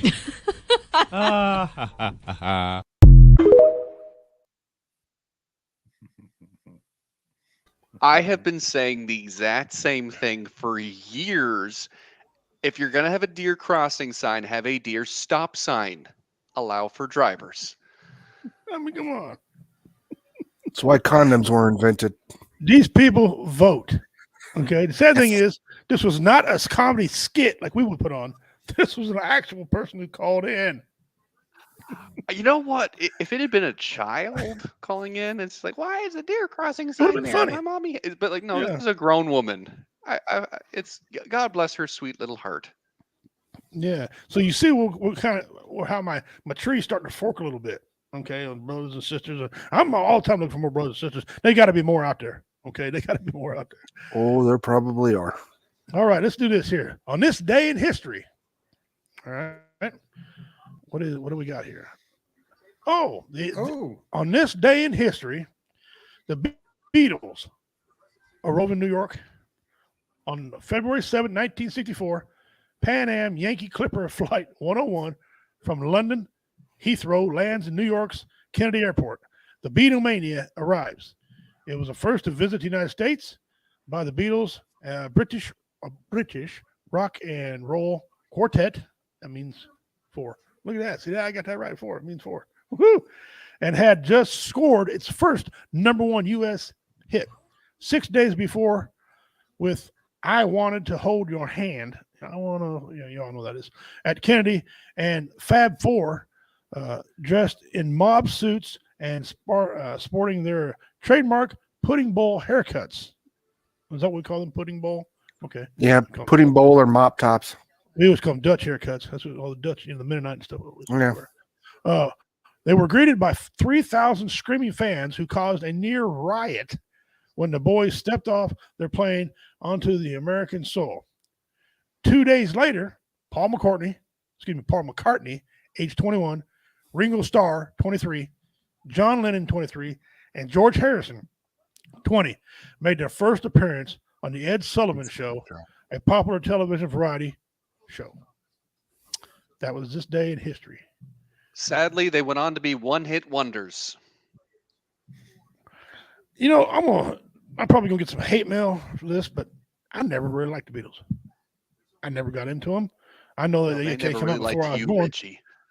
And you know what, though? I really don't care. I'm the only one of my siblings not named after a Beatle. Really? Yeah. All my other siblings are all named after Beatles. I was so dumb growing up. Please tell me you have a sibling named Ringo. My baby brother's name is Jonathan Starr. Huh. Okay, there we go. My older brother was named Scarab. Does that count? That'll work. We can say he's named after a Rolling Stone. I was so dumb growing up. Somebody said, "You heard the Beatles?" I said, "Yeah, they make noise all the time outside my window." They're like, "No, Beatle the band." I don't know what you're talking about. Beatle Bailey? What the hell are you talking about? I don't know. I just never got into them. Yeah, I know some of the music because you hear I'm it named and they after shove it Pete down the throat. Rose. Pete Rose. Pete Rose should be playing. Actually, allowed to be in the Hall of Fame. All right. Yes, you should be. I'm in agreement with Richie about that. If music, no matter how good, is just shoved down your throat, you're going to be a little bit resistant to it. Like, I used to love listening to oldies rock stations. Mhm. But now that I drive a lot more, I'm like, listen, okay, I love Sympathy for the Devil, but I can only hear that 4 times in one day before I'm like, I am sick of the Rolling Stones. It's like every oldies station has been playing the same oldies for 30 years, and it's the same 7 songs. And I'm like, in a row. I'm welcoming when music that I like, rock music that I listened to in the 90s, when that's considered oldies, I'm fine with that because it means variety. And plus, like, oldies, like rock, it starts with Jimi Hendrix and it ends with Another One Bites the Dust, and that's it. 10 years ago, that happened to me. I was finally going somewhere. I finally went into a venue and had 80s music playing. I'm like, yes, because to me, there's no better music than the 80s, man. Because there's so many bands. A lot of them are one-hit wonders, granted, but a lot of them are so many bands. And like I heard Jane, Ballad of Jane. Yeah, the Ballad of Jane with L.A. Guns, right? Yeah. I was in Dollar General. Like, hell no. All right. I remember my fat ass in there. Dancing and some of the stuff that I recognize now. You know what I'm saying? Motley Crue, Def Leppard, Poison. Back when he was, good. When they had CC DeVille. So yeah, that's it's kind of. I was at a store the other day, and I heard I was at the store the other day, and I heard the Muzak version of Pony by Genuine, and I'm like, okay, there is going to be a mom walking through here any minute, getting it on in the vegetable aisle. No, for me, the you're getting old moment was I was driving with my cousin in Tucson, and we hear Ludacris, and we're like, "Oh, Ludacris! I feel like I'm back in high school." And the song ends like, "You're listening to Tucson's #1 song for old school hip hop." Like, no, Now that's high school hip hop, not old school hip hop. Old school is like early 80s. Like, no, you're old now. Wait till they say old school hip hop and they play Run DMC. You're like, okay, Tone Loc, Tone Now Loc. I That was feel before old. my time. I can still be like, Run DMC's oldies. Ludacris, oh no. Yeah. Ludacris, yeah. Straight from your mom's. Now this is what we call music CD. I got hose. Well, growing up, my mother, right, she listened to certain things. I'm thinking, what is her affliction of this? My mother was a huge Alabama fan, the band Alabama. And, they did sell more albums than any other band at that time. They were a very popular band. But when you've heard Alabama so much, you just get sick of hearing them, right? So, and then she the same way with Conway Twitty. One day, I understood why my mom got all crazy with Conway Twitty. Okay, I moved out of my parents' house. I was 15 and a half. We all know the story behind that, abuse and stuff. But me and my uncle was sitting there, and I listened to one of Conway's songs, and I actually listened to him. He's talking about a slow hand. Okay, he was talking about making love and some caressing. No wonder women went crazy with Conway Twitty. Every song he's got was about getting some of that trim. Okay, he's a good man, and he likes to love on the woman and whisper something to her. I'm like, no wonder women go crazy over Conway Twitty. No shit, Man, I'm glad he changed his name to Conway Twitty. Family Guy. Yeah, I'm glad Conway Twitty took the name Conway Twitty instead of his real name. I mean, can you imagine dancing? Say, I'm gonna go listen to Harold Jenkins. That's his real name, Harold Jenkins. Like, ooh, Conway's just a little smoother. But what do you say here? Straight from your mom's CD Tower, Volume 26, WAP. Love it. There's some hoes in this house. There's some hoes. All right. I want to be in a senior citizen home and hear WAP.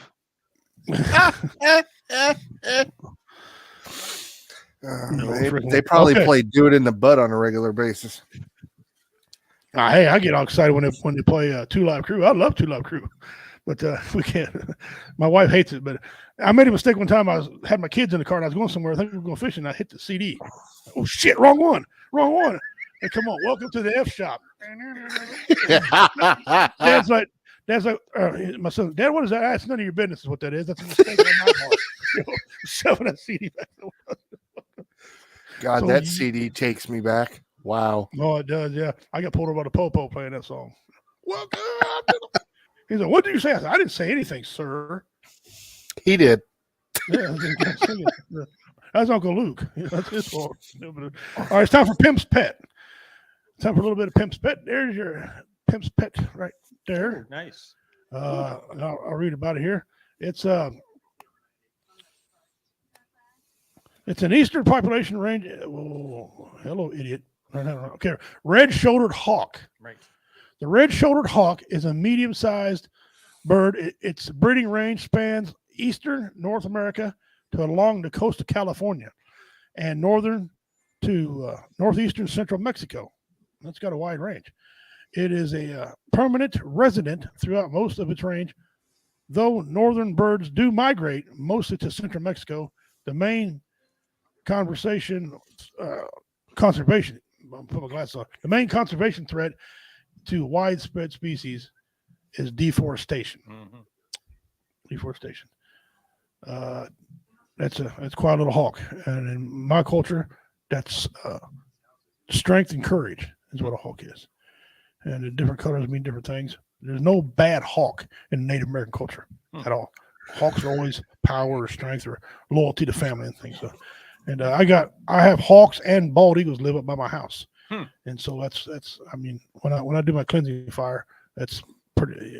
You can hear them up there doing that. So for some reason, we're having a problem with the computer today. This piece of crap. In Missouri, though, it's mostly the red wing hawk, not the red shoulder hawk. Yeah, no red shoulder hawk. We're getting red. Well, there's two types of hawk, and I don't remember what the other one was. Let's see what here, Dr. Yeah. I got all into that gangster rap for a while. The battle between Eazy-E and Snoop and all them guys like that. That was it. I got into that. That was some good music. Shorty the Pimp, Too Short. Yeah. All right, let's work on another topic here real quick. We got about 30 minutes left in the show. I'm going to play a clip for you guys, and you tell me what you think. I was talking to a gentleman. Let me set this over. I was talking to a gentleman about why cultures have a couple 500 years. Usually, the culture fizzles out 500 years, some stat like that, and why they fizzle out. And he thought America was going to fizzle out. Now we were talking about it. So listen to this clip, and you tell me. Well, thank you for coming. I appreciate it. No problem, my friend. Really. Shalom. So my question is, you noted that Western civilization was built upon Judaism or Judeo-Christian values, but would you concede that other civilizations, such as the Islamic civilization, especially during its golden age, and Chinese civilization and Indian civilization, which were very economically successful as late as the 17th and 18th century, would you concede that their failure ultimately stems from Western imperialism and the exploitation of these regions, which were successful prior to the West conquering and then exploiting them for their raw materials? No. Historically, I would not concede that. So the Islamic world didn't fail because the West was involved with the Islamic world. The Islamic world failed because it fell into fundamentalism. Between 800 and 1400, as you know, the Islamic world was responsible for the preservation of a lot of the Greek literature that I'm very fond of. It was intellectually thriving. There was economic growth. It was an attempt to balance fundamental principles and reason. And then Islam fell into a form of fundamentalism that tried to rule out reason in favor of theocracy, and that has continued, unfortunately, until today. As far as the failure of economic growth in places like China, China was successful as a mercantilist state in the same way that some Western countries were successful as mercantilist states. But what has made the world different is not mercantilist states. What has made the world different is a fundamental recognition of the alienability of individual human labor, and that is what has allowed the West to grow beyond China. So the China is still a very powerful country economically speaking, but it has not embraced the principle of individual human liberty still, and that's a serious problem. So I don't think that imperialism can really explain the failures of other civilizations to grow beyond a certain point or stagnation at a certain point. I think that's putting a little bit too much, historically speaking, not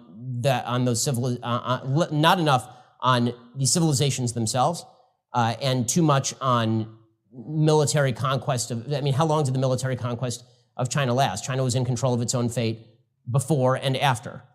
So the conquest of China, including of Hong Kong, lasted, approximately 100 years? 130 years? Mainland China, roughly up until 1949, when the Maoists took over Hong Kong, right, to like 1997. And by the way, Hong Kong was the most successful economic area of China. Right, which is so if we're talking about economic stagnation, Hong Kong's actually a terrible example. It's a great example of how adopting Western values in cultures that were not originally Western has led to massive economic growth. It's also true of free markets in Singapore and in South Korea and in every other place that has adopted Western values with regard to free markets and property ownership. So the conquest of those areas may be unjustifiable on an imperialist level, but from an economic growth standpoint, it was very good for Hong Kong that Hong Kong was conquered by the West, just in pure GDP growth terms. As far as the conquest of China, you're right. From the Opium Wars, which began, the 1850s, until about 1949, so about a 100-year gap right there. That is not what leads China to be a laggard in terms of economic growth. It certainly is not what leads China to be a laggard in terms of human freedom. There was a great lack of human freedom in China far beyond the West, in leading up to Western imperialism and then following Western imperialism.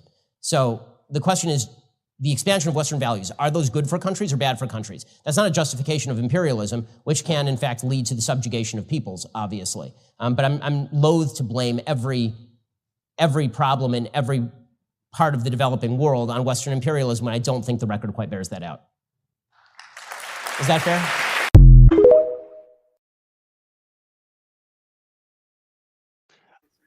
I have a fun fact about Ben Shapiro that you may not have known. He is cousins with Mara Wilson, who played Matilda. And now you know. Good night. So, you heard that guy. First of all, that guy's very smart. He's smarter than me. I can't do it. Him and I wouldn't even have a conversation because he just smoked my ass, okay? And slow as I type with one finger, I couldn't keep up with him checking him out anyway, so whatever. But I think some of the cultures died off because they had tribal mentality. Okay. Tribal mentality, because like the Cherokee, the Pawnee, all had different tribes, and a lot of them couldn't get along. The Lakota, they couldn't get along because they didn't have one base structure the same set of rules for everybody. You know, the Pawnee were crazy. They come down and kill a bunch of them off. And, you know, you got different kinds. You got the hunter-gatherers. You got the warriors. You got all kind of different tribes, but the tribal mentality. And I say that being a Native American, I can say this. That was one of our downfalls right there. Yeah, I know people say, well, you guys were lied to and land was stolen. No, okay, the white man didn't actually steal all our land. It wasn't the white man that did it first. You know, it was all, I mean, Spaniards had some of our land as well. Okay, Mexico. So, yeah, white man was responsible for a lot of it, but no. It was a tribal mentality. There was enough Native Americans that could have got together and made themselves a war party. Okay, what we call a war party. But they just couldn't get along. They thought they negotiated off that they would get their cut of this and that, and then that's where it comes into where they lied to and lands were taken. So, and I say that, and people are like, well, that doesn't make any sense. Well, hold on a minute. Isn't Iraq and Iran and people over there the reason they're fighting because the Sunnis and the Shiites and all them can't get along? Because they're tribes. They have a tribal mentality. One tribe has to be in charge, and nobody else agrees with that tribe. And it's just nothing but endless conflict. And we brought up the conversation, and the guy's like, well, you know what? We need to do something different. We scrap the Constitution and go back to tribal mentality. Careful what you wish for, okay? I know about tribal mentality because I'm a tribal man, and my uncle is our leader of our tribe. He's not the chief, but he's a tribal leader. And he tells me stories all the time about, you know, things that happened back in the day. You know, I lost people on the Trail of Tears. Some of my direct bloodline I lost on the Trail of Tears, okay? And no, it wasn't a tribal thing, but that was Cherokee. That was the Cherokee Indians that come down through there and lost lives.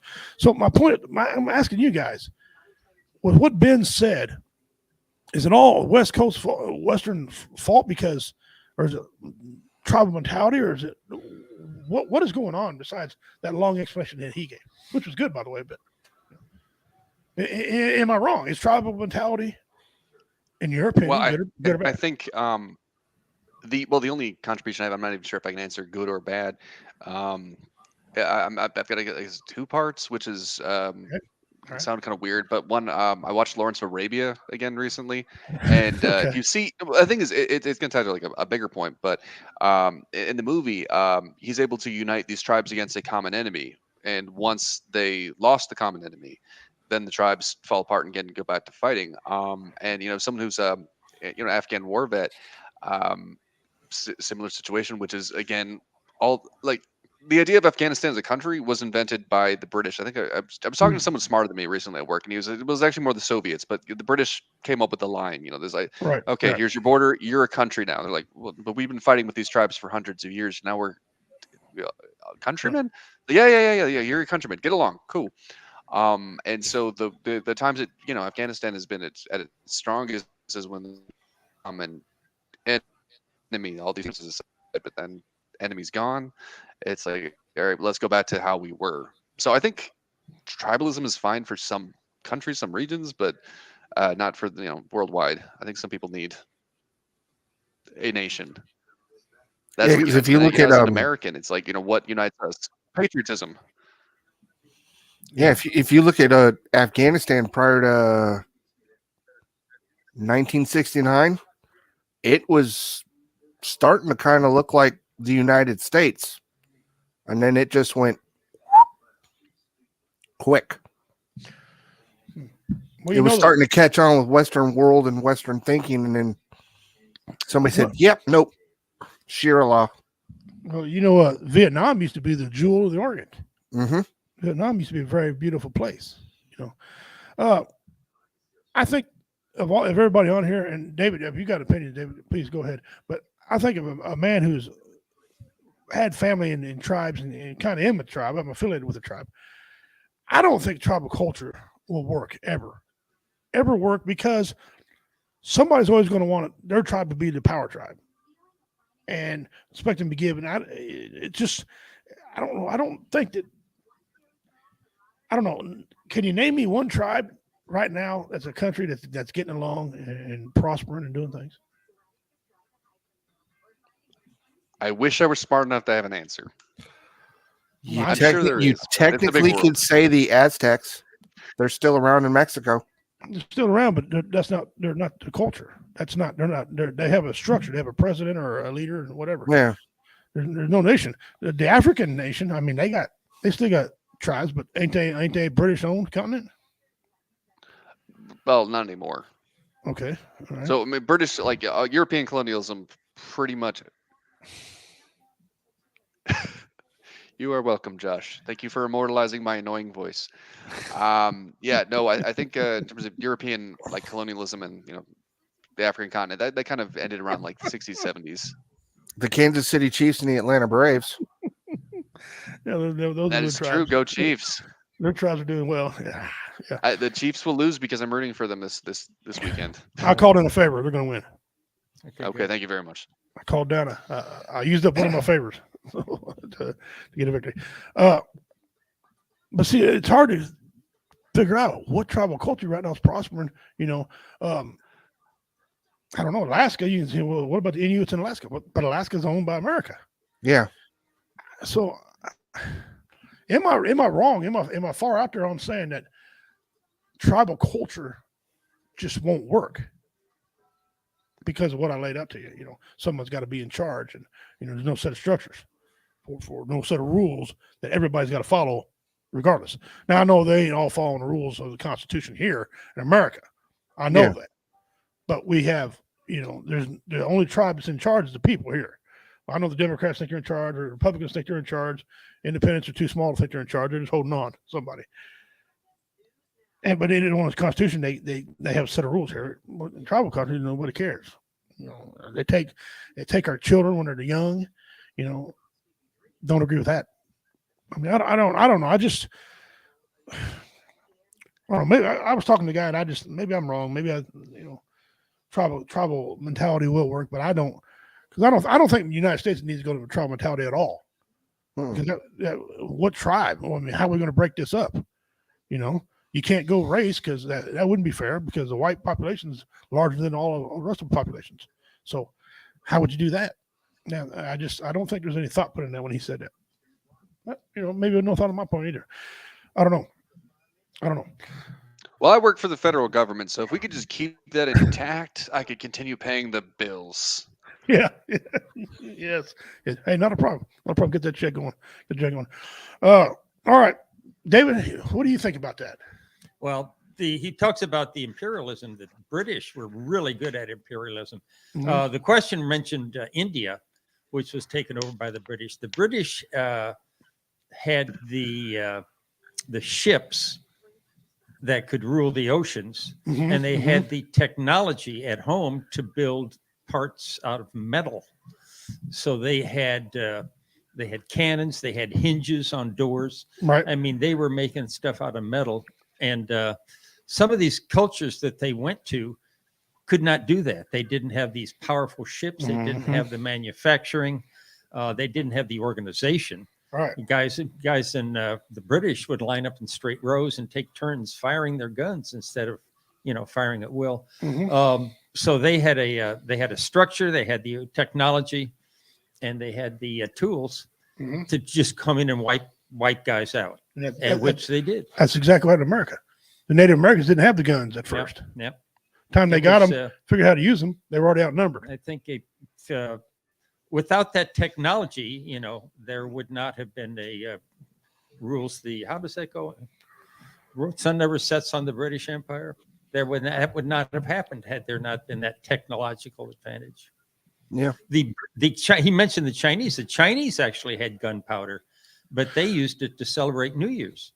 At first, yeah, and make fireworks. Fireworks have been around forever. That's not a new that was thing. it. Yeah, they didn't have rifles. Yep, that's right.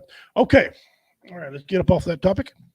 Let's go. We got one more segment. We always do on here. This one's quite simple, guys. We got a segment called Missing Persons. Okay, and I did this one time, and it turned out to be people love it. Okay.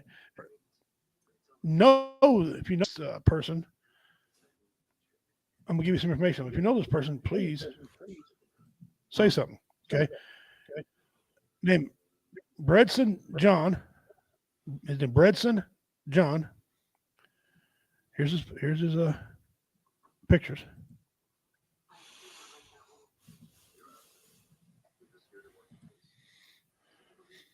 Alias Broxton, no A. Broxton, it has no A in it. Broxton John. Okay. Date of birth, October 17th, 2014. Birthplace, Hawaii. Hair, black. Eyes, brown. Sex, he's a male. Race, Pacific Islander. Nationality, American. Languages, English. What was that? Truxie and Cooksey. Assuming that must be Hawaiian derelict things over there. I'm assuming. The photographs shown are more than a year old, so his appearance would be changed. He has ties to or may visit Hawaii, Arizona, Washington, and Crookchuck Islands and Micronesia. In the Federated States of Micronesia. The FBI Seattle field office is assisting the Vancouver Police Department in Vancouver, Washington, with their search for Mr. John. On June 17, 2002, police detectives attempted to contact the welfare check of the Vancouver resident missing juvenile Bredson. Based on concerns for his welfare voiced by a member of the community, investigators have been unable to locate him. He had also been known to use the name Broxton. And there they put it again. So there's no A in it. It's Broxton. So if I pronounce it wrong, I'm sorry. If you have any tips, any question, any information concerning this case, please contact your local FBI office and nearest American Embassy or consulate, or you can submit a tip online at tips.fbi.gov. Our field office is in Seattle, or you can remain anonymous and submit a tip online. One more time. Take a good look at this boy. Sad thing is about children, they grow so damn fast. You might get an image in your head would look like, and they're past that. Mm-hmm. You know. Yeah. So if you can, if you have any information, please help that family out.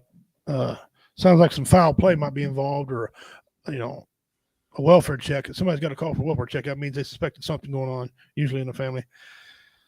Yeah. Well, it's tragic. Hope there's some good news at the end of this. Well, this does work out good, because I was doing one of these one time, and Kyle just happened to be on his phone and looked it up. The lady we were talking about was found. She's found safely. And the FBI didn't update their file, which, I don't know how to say anything. She was found in Mexico. Yep. Confused in days, but she was found. Custer would have. It's always I was gonna say it's always a relief. I know U.S. Army WTF moments will share when there's a veteran with possibly head injury or psychological issues. They'll go missing. It's always a relief. It's like, he was found. She was found. It's like this. Right. The happy ending there. Absolutely. Well, ladies and gentlemen, man, it's been a great show tonight. I hope you all enjoyed it. Hit the like button, hit the share button, get the notification now on YouTube when we come on. Give us some hearts. We love all those too. A couple of my friends are on here today. Of course, the commander, he had to go upstairs early. Devil Doc, you know where he's at. He's a good diehard fan. But man, Pete Barlow, thank you for coming on. You got a open invitation anytime you want to come on here. Thank you for having me again. This is a pleasure, man. Anytime you need any tips or some advice on set structure, joke structure, or whatever, hit me up. Performed in many different arenas, all over, a headliner, opener, feature. I did all that. Yard show. I was doing yard shows before COVID was even cool. Okay, block shows, all that stuff. I was doing that stuff before that stuff was even cool back in the day. So if you need anything, I'll be glad to help you. Bill Richie, Gammon? like I said when I first got started in stand up, one of my goals, I want to open for Richie the Redneck Pimp. Well, here it brings me to my point here. We get ready to have Warrior Fest, and I'm trying to get a venue, not in November, trying to get it in June. If we do, come down. I'll give you 7 minutes on the mic. You can open. I love it. I have never been to Kansas City or Missouri. It was off my list. Well, that's not really a huge great thing. But come on down here anyway. But I know y'all don't go to the Kansas side. Go to the Missouri side. Yeah, is that the good side? Okay. And there's difference. Now there's a huge difference. Yeah, there is. Yeah, one of them has marijuana and one of them doesn't. Yeah, It's a big difference. Yeah. I don't care about it. I don't smoke it. My wife does. I don't. My thing is, I got a habit of drinking things. So I mean, if they criminalize alcohol, I'm in trouble. Okay, I'm getting the hell out of there. I make my own shit. You can get away from me. Leave me alone. I ain't buying it. So also, our brother David Scott, man, Army veteran. He's a great guy. Love him. He's welcome in. He's been on here so much now. He's like another host. Okay, we love David Scott. He's a very funny man. Dad and I go to performing coming up here. April, May, somewhere like that. Oh, I don't recall. Either way, but it's a fundraiser. Him and I are going to show up and do a fundraiser for some people for a fire department. Yeah, we're going to show up and do a fundraiser for the fire department. Family friendly jokes, and so we're going to do that. We're going to knock it out of the park, and hope they raise a lot of money for some things they need for the fire department, stuff like that. And you have experience with fire extinguishers. So you're just the man for the job. Yeah, this is the man for the job. And that's the first thing about fire extinguisher too. I did something with the fire extinguisher got me 10 days in lockup. We'll go into that maybe another time. That's another story another time. I will say this though. I had to go to court one time, and it was over a speeding thing, right? And the judge sat back. He's seen me. He'd been staring at me the whole time, right? And I'm thinking, oh, no, he recognizes me. I'm the guy that shit in a cop car 20 years ago. I can't live this down. Here we go. He gets up there, and it's finally my turn. He was rubbing his hands together. He said, well. Mr. King, how are you? Well, up till now, I was doing good, Judge. I mean, I don't know. Oh, he said, relax. He goes, I don't really want to charge you $80 and 2 days in jail. I don't want to do that. I don't want you to do it either. Yeah, great. However, I got to satisfy this. Satisfy? What are we talking? I look around, there's a courtroom full of people, inmates in chains and stuff in there. Courtroom. He goes, I'll tell you what I do. You still doing your comedy thing? I said, yes, sir. He said, how's that one of your shows? You're a brilliant guy. I love that voice you do. I said, which one? He goes, you're Donald Duck. Okay. All right, where are we going with this? He goes, if you can sing a song for me, I'll forgive this. I'll forgive all these 2 tickets. I said, okay. He goes, but. I get to pick the song. Well, I hope the hell I know the words to it. He said, yeah. I said, all right, Judge, what song you want? He said, I want you to sing in Donald Duck's voice, Baby Shark. So I'm thinking $80 and 2 days in jail, or embarrassment for all these people. I mean, these are some hardcore men who was in East Kenya. I'm thinking, screw it. All right, I'll do it. So I'm going to give you a brief synopsis of what it sounded like. In the courtroom, I mind you, right? He puts his pen down. He sits back and says, let me have it. I said, all right. And you guys can do the beat if you want to do the beat. Whatever. This is what it sounded like.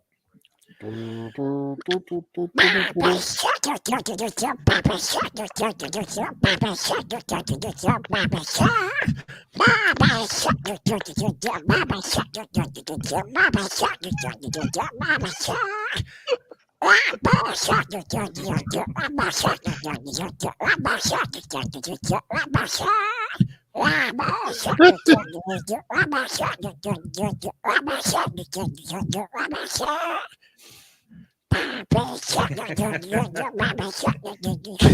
kept going. If you had gone on for the next 6 minutes just to get us to 2 hours, I'd have had no problem with that.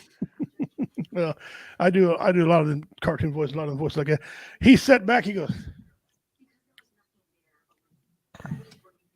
case dismissed. Like that. I was out there so fast, my shadow was looking for me. Okay. I was like, I seen a couple of them guys later on, the inmates, and I thought, oh, here they're gonna rouse me. I goes, damn, dude, that was good. We talked about that. I did a 10-day stretch. We talked about that the whole time. I'm like, I'm glad I helped you out. 10-day stretch. So yeah, it was pretty cool. It was pretty cool. About 25 minutes for me. What did Dean say? If you guys haven't, what did Dean say here? If you guys haven't heard, there are a huge train accident in Ohio on Friday. Oh wow, sorry about that. Far from me, it was all my family is displaced. They have a huge environmental problem going on right now. Sorry about that, Dean, brother.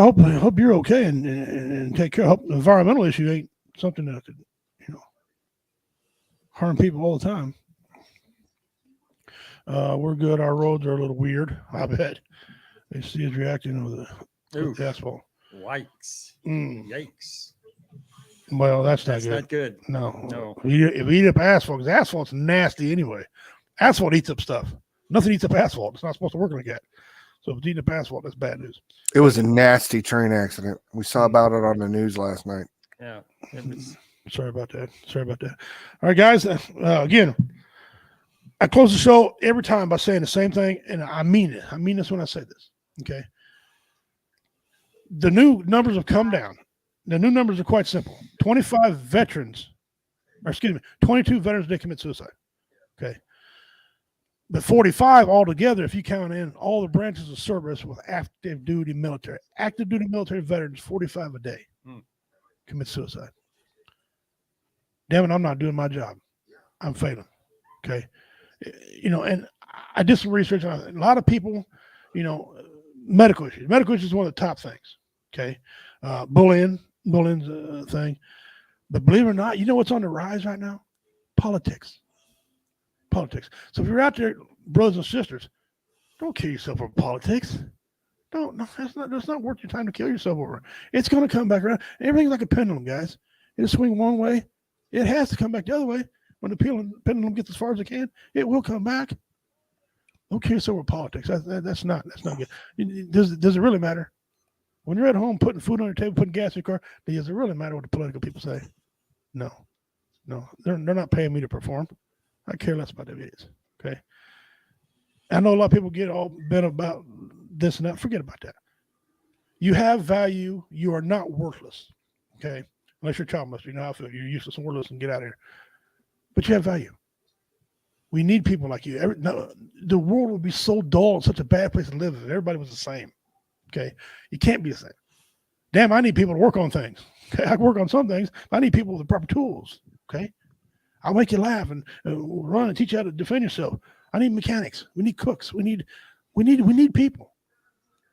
If you're in a situation right now and you feel yourself going down a certain way and you're feeling your brain's in a certain way, contact someone on BRS, W Entertainment Network, Backwood Veteran Media Entertainment, or if you don't want to talk to one of us, 988 extension 1. Okay, 988 extension 1. They'll trick you to someone, suicide hotline. Take care of yourself. Well, I don't care. Stop. And there's a game out there also I noticed people been playing too that I want to touch on real quick. Now I don't want to hear no more about it. It's called a suicide game. Who can find the best way to commit suicide? That is stupid. There's no great way. It's bad. It's all bad. It all ends the same way. You take your life. Stay around. We love you guys. Take care of yourself. On behalf of Pete Barlow, our good friend GLO, on behalf of my brother in crime, Mr. Devil Doc himself, on behalf of the commander, and on behalf of my good friend, the king of clean comedy, Mr. David Scott, I'm Richie Redneck Pimp King, bad man of comedy. Until we meet again next Tuesday, I'll tell you this in my native tongue. Dona Dagahoy, Osta Usvi. You guys have a great day. Be kind to each other. Love one another. We'll see you Tuesday. Have a good day. Goodbye.